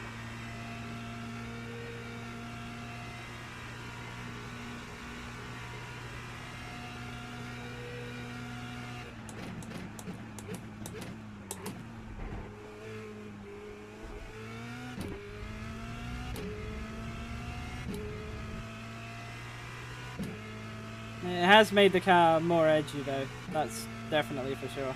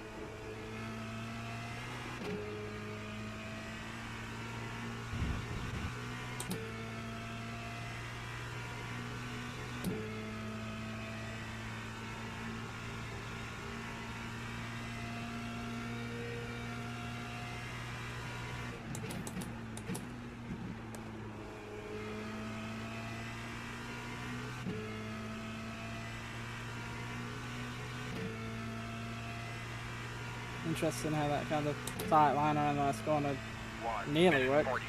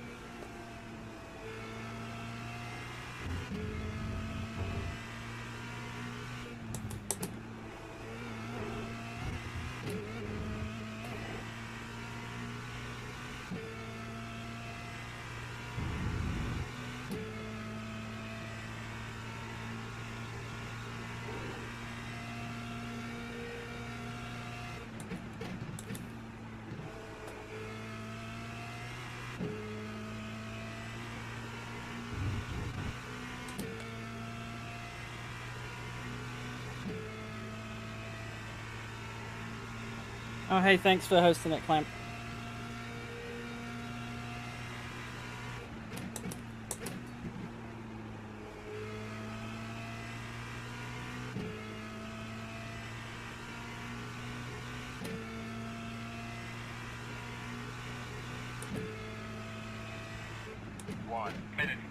I kind of got distracted in the last lap, but it'll do. In general, feels a lot more pointy with the extra camber in the front, and consequently, it's kind of harder to drive. I kind of feel like it has more potential, and I know on averages it's going to be faster. I'm going to add them up anyway. I'm also going to save it as 1.4, and we will go from there.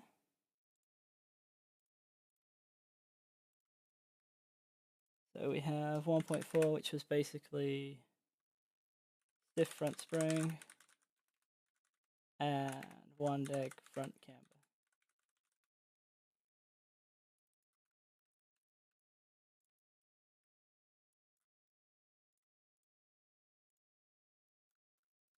I will go to desktop so you can see this. You'll see it when I actually type it in.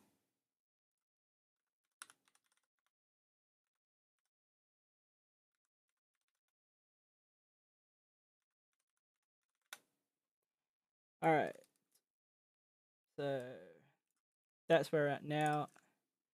You can see that that has clearly worked. That was our fastest 3 lap by basically half a second. The average is now down to 48.5. So you can see where we started off was 49.2, now down to 48.5. So what, 7 tenths? So that's cool. Next thing I will do, given that that gave me some speed, is I'm going to add a degree of camber to both ends of the car. Actually, wait, you know what? I'm not going to do that. I'm going to go to a nice number. I'm going to go to 4. Maybe not 4. I'm going to go to 3.5 on the front.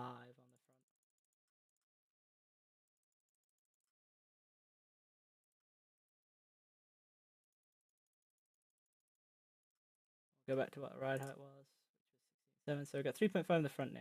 I'm going to go up to 2 on the rear. Get back to 25.3.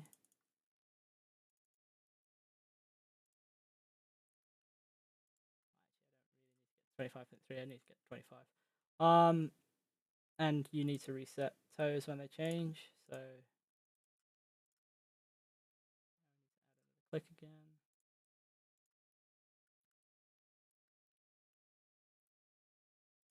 Now, you might notice that I've basically been saving every single time I go along. So I'm going to continue to do that basically every time I get one that's faster.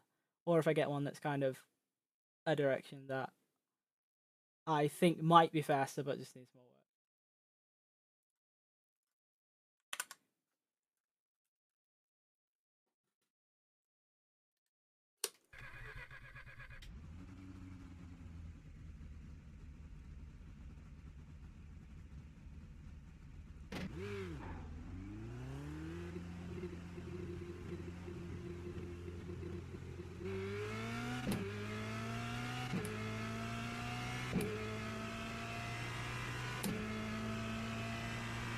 Also, if anybody that's just joined from Clampets host wants to ask any questions, feel free to do so. But keep in mind, obviously if you type them in his chat, I won't be able to see them.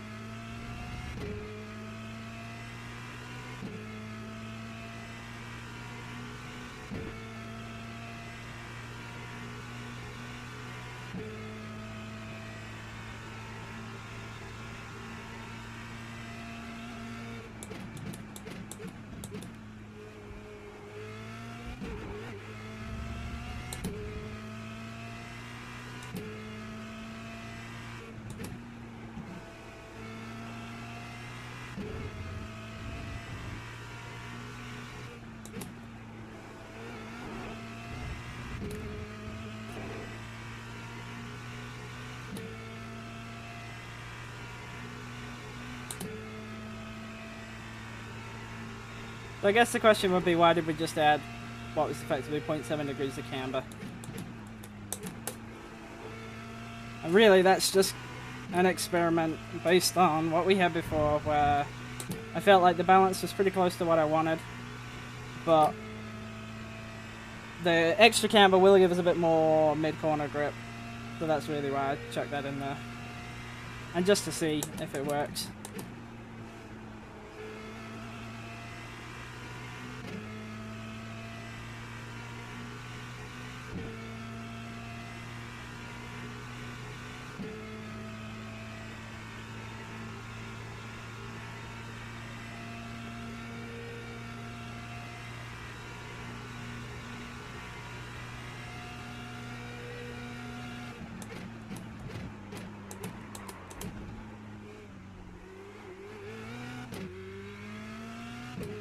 Always great when you completely miss the first corner.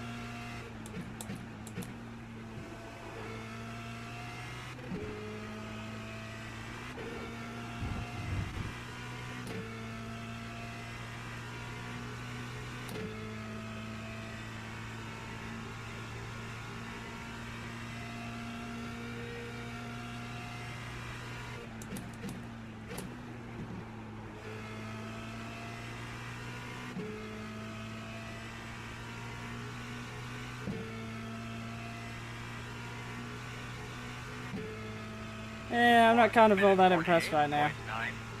It's good in the high-speed corners, but it's losing out in the exit of the slow-speed stuff.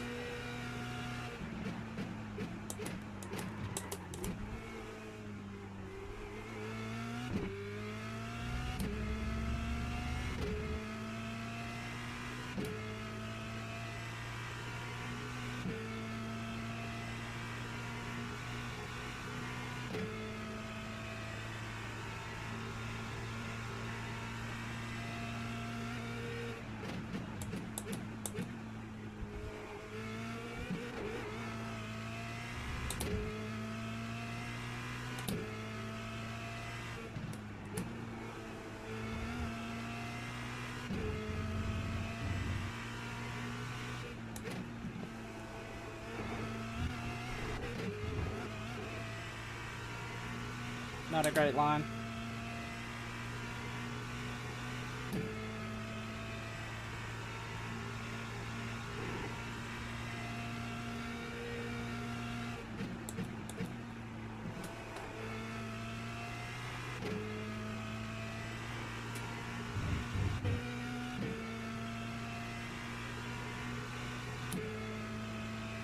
It is actually doing kind of a pretty good job at showing that the camber is only really helpful in the high-speed corners.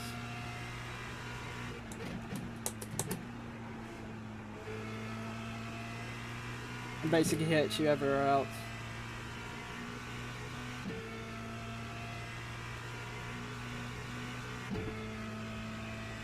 Minute 48.63.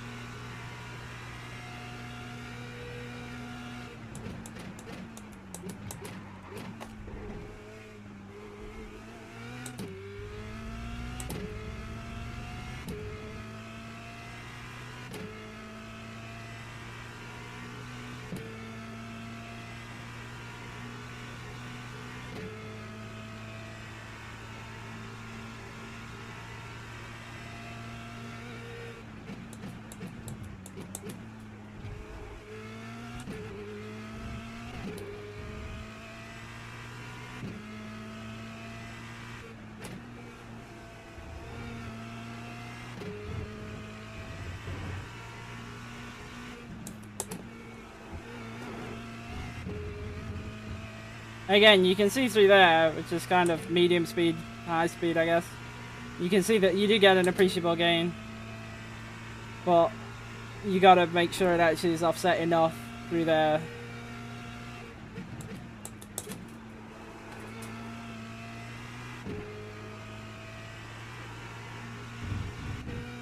And that was mainly because I didn't really hit that right, but you can see how the car is a lot more edgy now.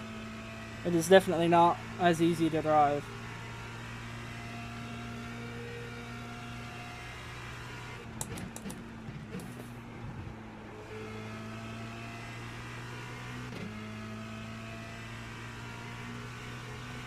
And this is kind of the point where you've got to ask, is it fundamentally worth it? I would say that if you were doing like a high-speed track, like maybe Spar or, I don't know, Most Sport or something like that, I would definitely run more camber. But for somewhere with a ton of straights and a lot of slow-speed corners like Monza, no, I don't think that's worth it.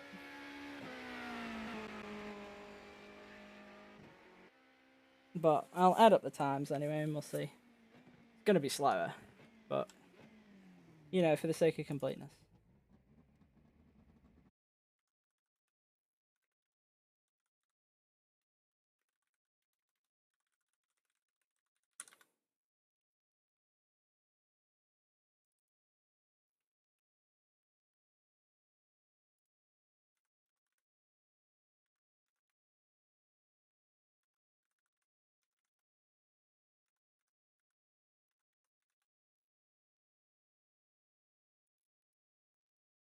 Okay, I'll pull that back across.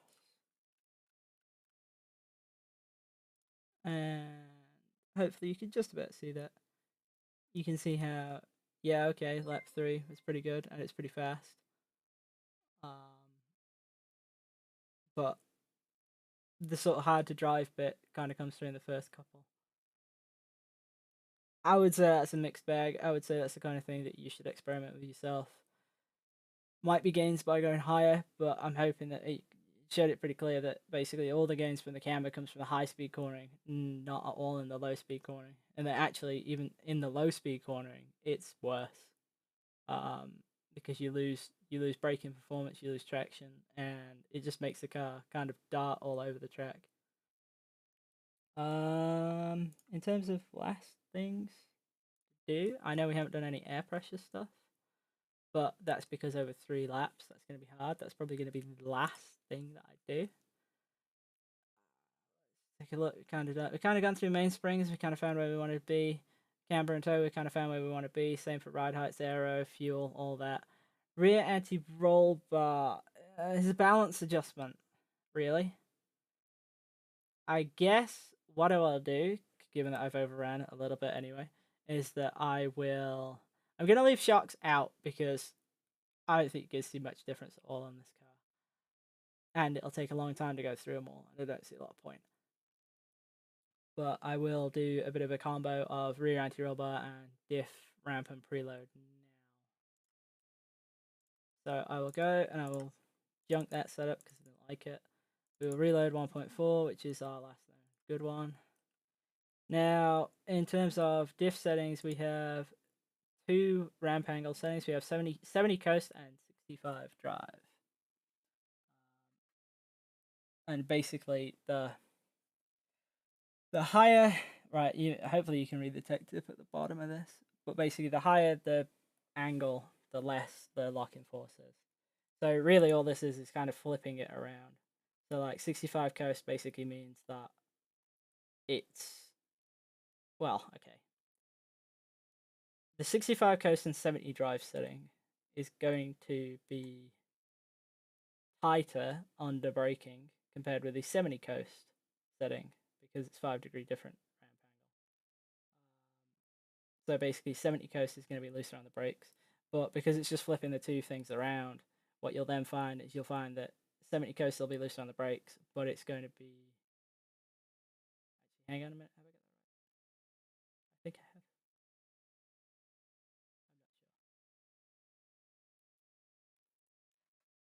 Just test it, basically. Mainly because I'm kind of confusing myself and going the wrong way around. But the way I understood it is that the lower the number is, the more the lock-in force is. And on drive, that adds acceleration, and on off throttle, that adds height. So basically, what we were on was, I believe it was 65 coast. Yeah, 65 coast is 70 drive. So if we go to 70 coast and 65 drive, which we will try, that should make us looser on entry and tighter on... This should basically make us looser all around, because we're going to have more oversteer when we get on the throttle, and we'll have more oversteer off the throttle. But I'll reload the 1.4. That is a confusing way to show ramp angles, to be fair. They're not normally shown that way around. They're normally split into 2 separate things.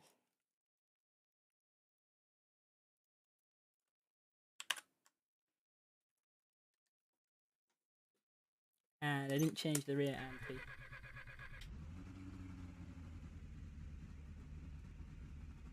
I'm not going to do that, let's just see what this is like.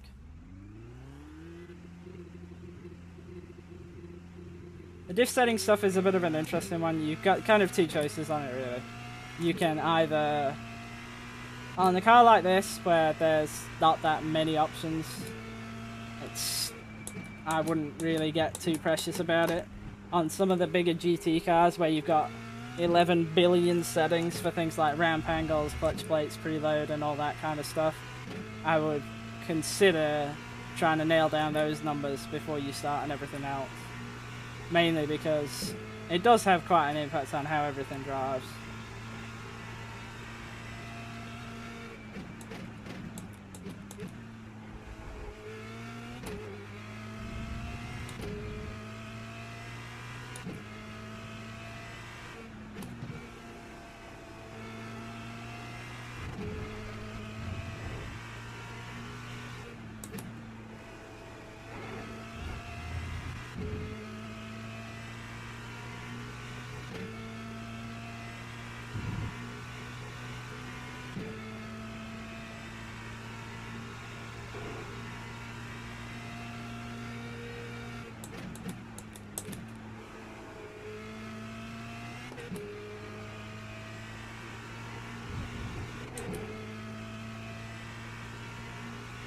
Not really a big fan of running that wide though.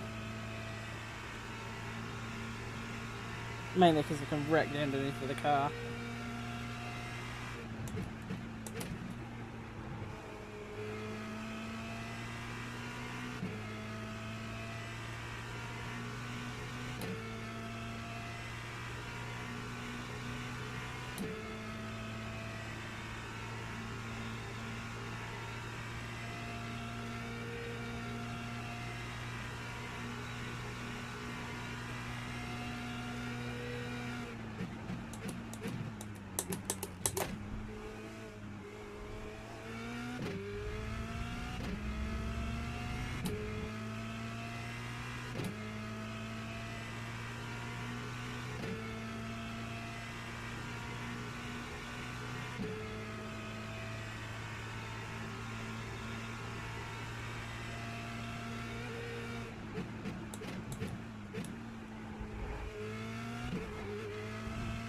Okay, so what's better, what's worse?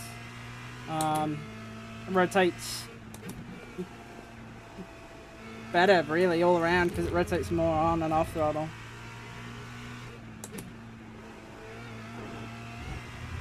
Particularly noticeable through the second part of there. I know I screwed up the first one, but the second one, it felt better to me.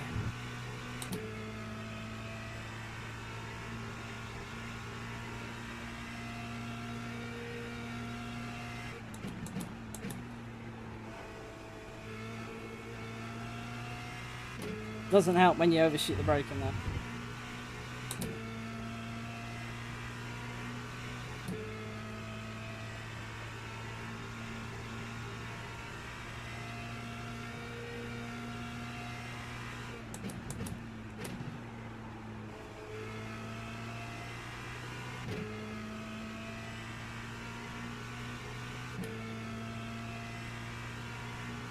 I'd say it's more noticeable the off-throttle stuff than the on-throttle stuff with that change.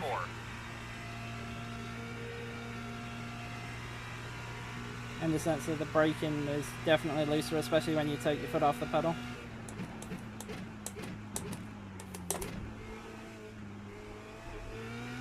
Which kind of is making turn-in better through the chicanes, but a bit more tricky. I would say it's probably detrimental through Ascari, where it's a high-speed turn-in anyway. You kind of don't want it to be loose.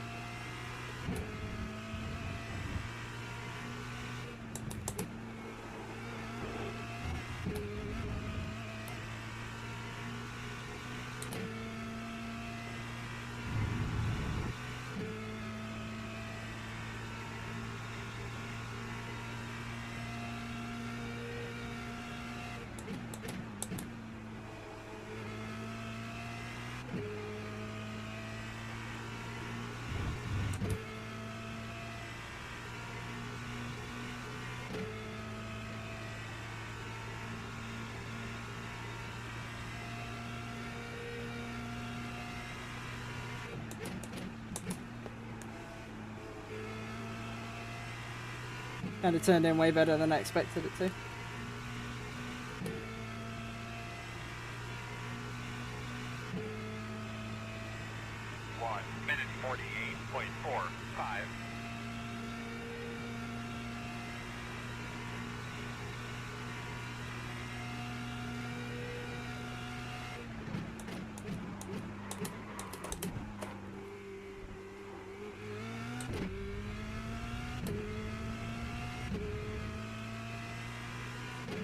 Definitely went for too much there.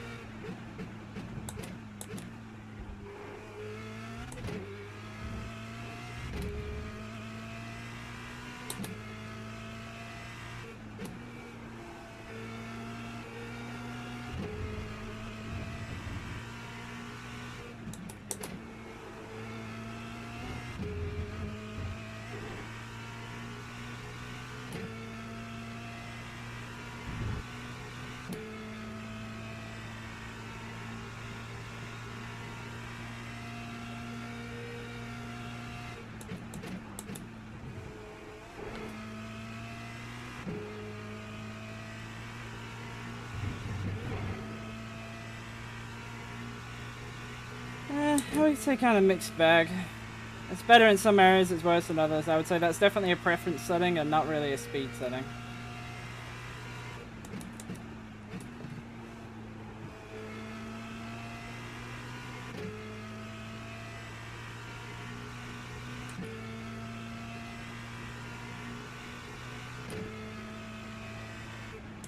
Minute 48.66. I'll add up times, but I'm pretty sure it's going to be basically the same.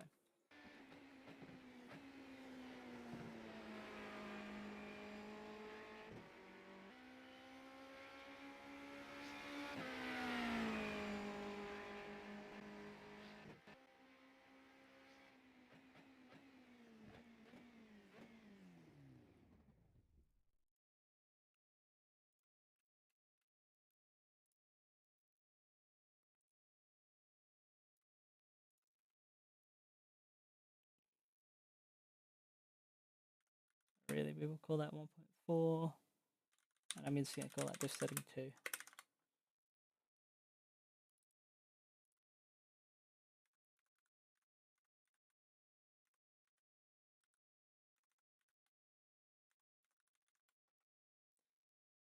So it works out as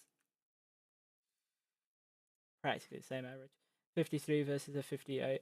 It's probably actually exactly the same. I just basically made a mistake. So there's that. But definitely wouldn't say that's worthwhile for speed. I would say the big thing for speed on this is definitely, in this order, is aero in terms of rear wing setting for drag. I would definitely use the rear to decide what you want in terms of overall aero, and then I would balance that with the front wing. Going beyond that, I would say the next thing is ride heights. Keeping in mind basically the aero efficiency and those kinds of things. And a track like this is always going to have basically better top end speed by running the rear lower. So you know that. Basically going forwards for low downforce high speed tracks. And not necessarily the reverse on other tracks, but the reason that's the case is basically because you can't take enough wing off the car.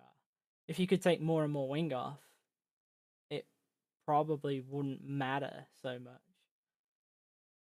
because basically you would just balance it that way and you would gain your speed by running less aero. But you can't do that. You're fixed with what you've got, so you just have to work with it. For like a higher downforce track, I would definitely be looking to try and be within that like that kind of 10 to 12 mil range on the front end in terms of actual dynamic ride heights. I would make a bit of a guesstimate that the front end will compress roughly about 5 millimeters in terms of, with kind of really any spring you've got in there. But I would say work around 5 mil with the middle spring, 4 mil with the big spring, 6 mil with the soft spring. And then the same kind of deal for the rear stuff. So I would definitely start by trying to target like a 10 mil front height when running and a 30 mil rear height. Not for this track, because obviously it's Monza, and we've already discussed about low drag and all that. I will do one last run where I am going to run diff setting 2 again. Or am I? No, I'm probably going to run diff setting 1. And I am going to make a slight change to the anti-roll bar, where I think I want more turn in high speed. Which could definitely be to my cost, but we'll find out. P3 stiff. And you get quite a bit of range on this. Again, I would treat this as more of a feel thing. So really, the whole car is aero. Aero is your speed. Then your, well, wing setting is your speed. Then ride heights is your next speed. And then finding the camber balance you want is the speed after that. And really, beyond that, everything else is basically a handling adjustment. So it's a comfort thing. And since you've only got a few things, it's kind of easy to do. I will try going to P4 stiff, and we'll see how this works. I know I haven't done anything on air pressure. That might just have to be a thing on its own one day.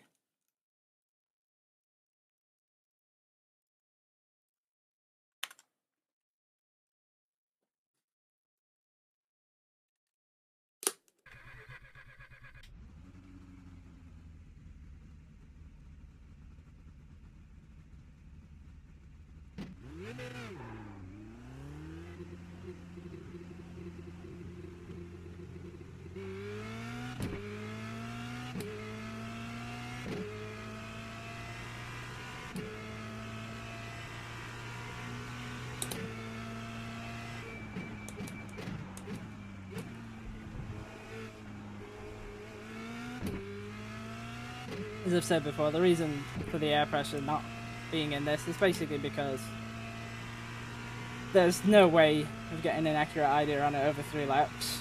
I did actually test it prior just to see if there was, and there's not really.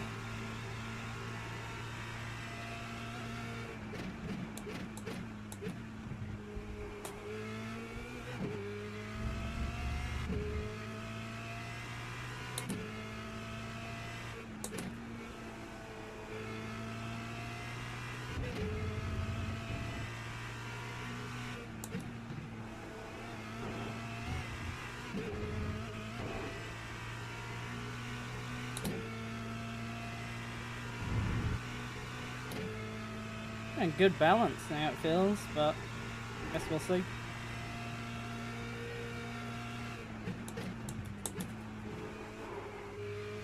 And he speaks too soon.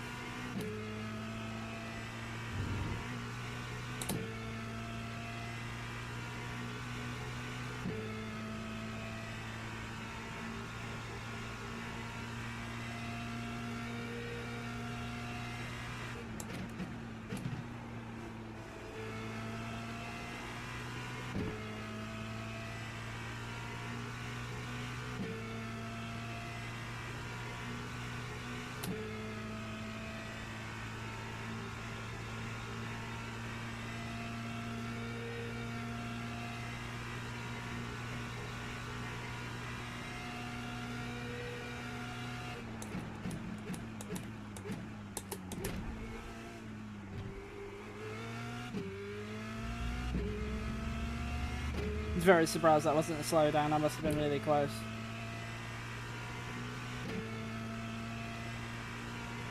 Not that it helped me, but you know how iRacing is, it'll check me to slow down for actually losing time.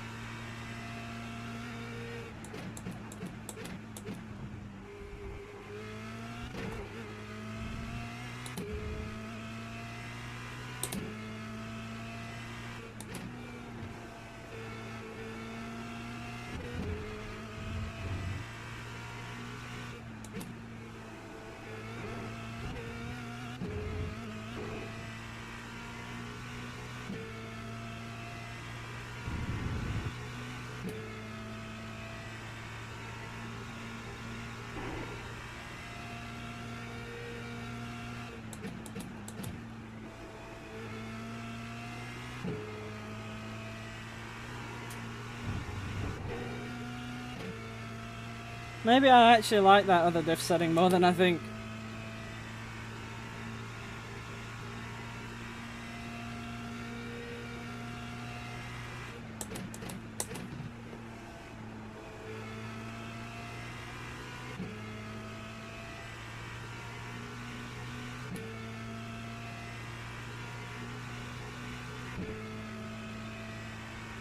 Minute 48.82.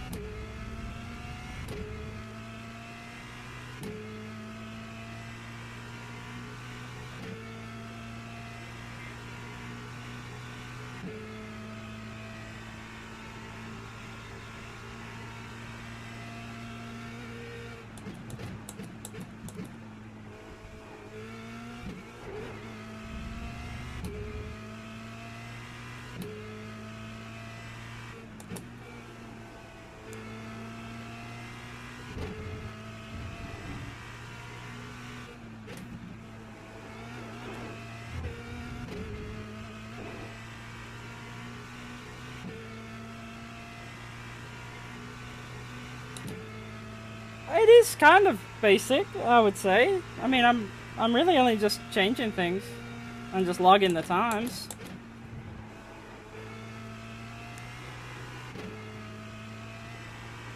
I guess I would say that, like, what an advanced type thing would be basically anything that involved any kind of telemetry, anything that involved building around a certain thing that you wanted to maximize. Which every single person who races oval in the chat will know exactly what I'm talking about.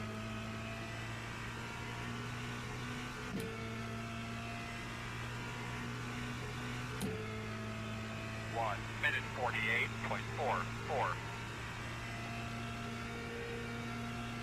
The kind of reasoning behind thinking about doing it like this, though, was basically because this is how I do by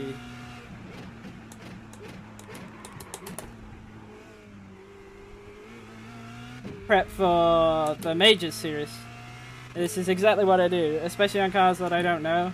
The first thing I do is I go and try and find out what aero they want, then what ride heights they want, then after that, camber, springs, toe, and anything else is just an adjustment, really.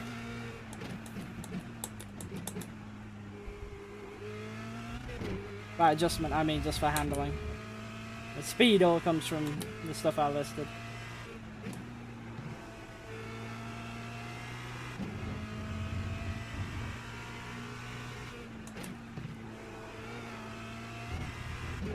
I mean, this is actually kind of taking a bit longer than I would do it myself, on the basis that if I was doing it just for me, I would be changing a lot of things at once. But I'm really just trying to show each individual thing.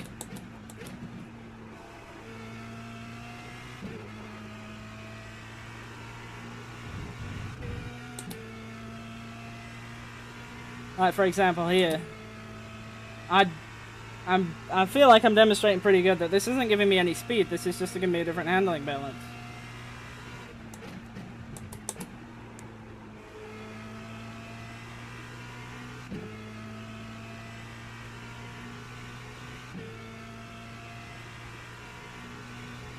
Which might make you faster, but it doesn't fundamentally make the car faster.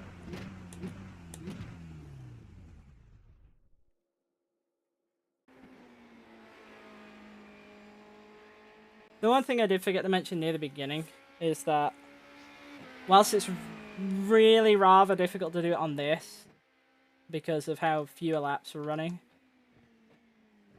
you can see in the screen here basically all your tyre wear and your tyre temps and things like that. Now, for the majority of road cars, I am always trying to get my tyre wear to match my rear tyres to match my front tyres, and I look at inside temps and inside wear, really. A lot of people will be like, okay, well, why don't you look at the middle? And the reason I don't look at the middle is because you very often end up running a ton of different cambers front to rear. So, say, here's an example. Say you run -4 front camber and you run -2.5 rear camber, and I have done that before.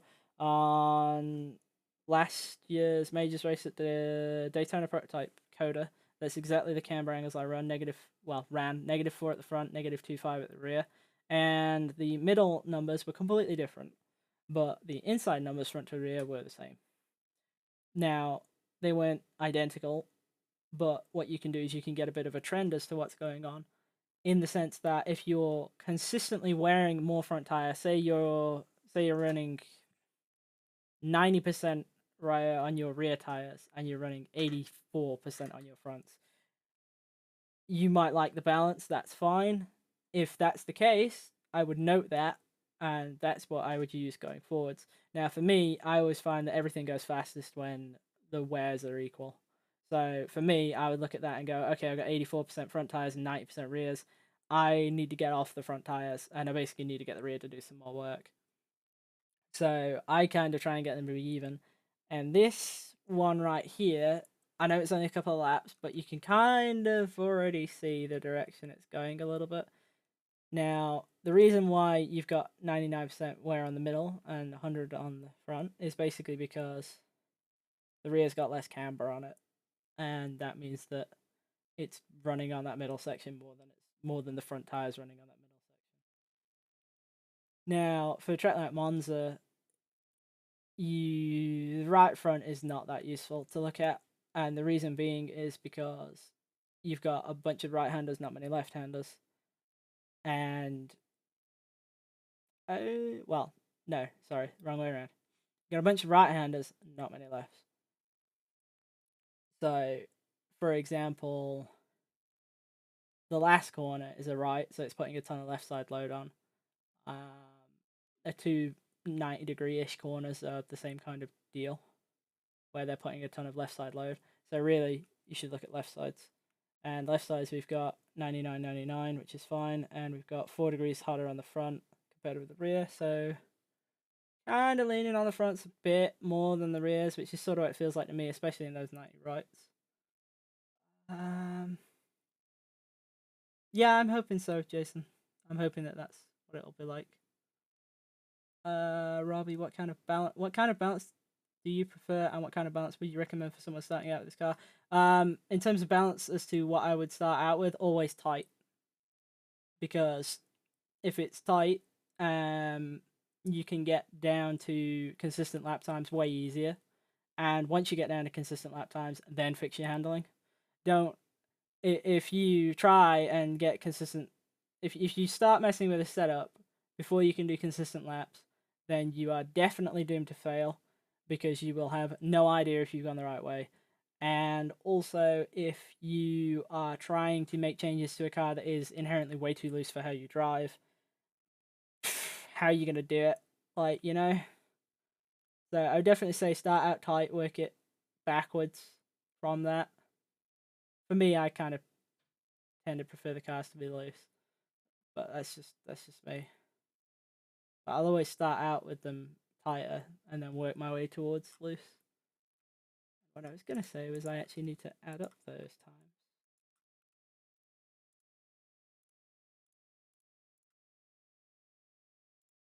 If I can find my spreadsheet again.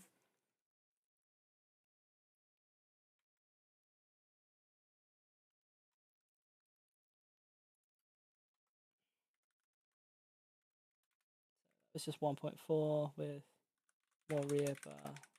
Can't actually remember exactly what I set it to, so 48.818, 48.436, and 48.546. So really what we can kind of see is that basically all these kind of up to here really was 90% aero, 90% aero, maybe like 10% mechanical. And you can see that, like, where we were at, that is our fastest when we were looking at basically where we came from. And that was, so if we say that the baseline low downforce was 49.2, then we were down to 48.7, so 0.5 from aero changes, and then at 40, what has happened there? I do not know why that's changed, but we'll fix it.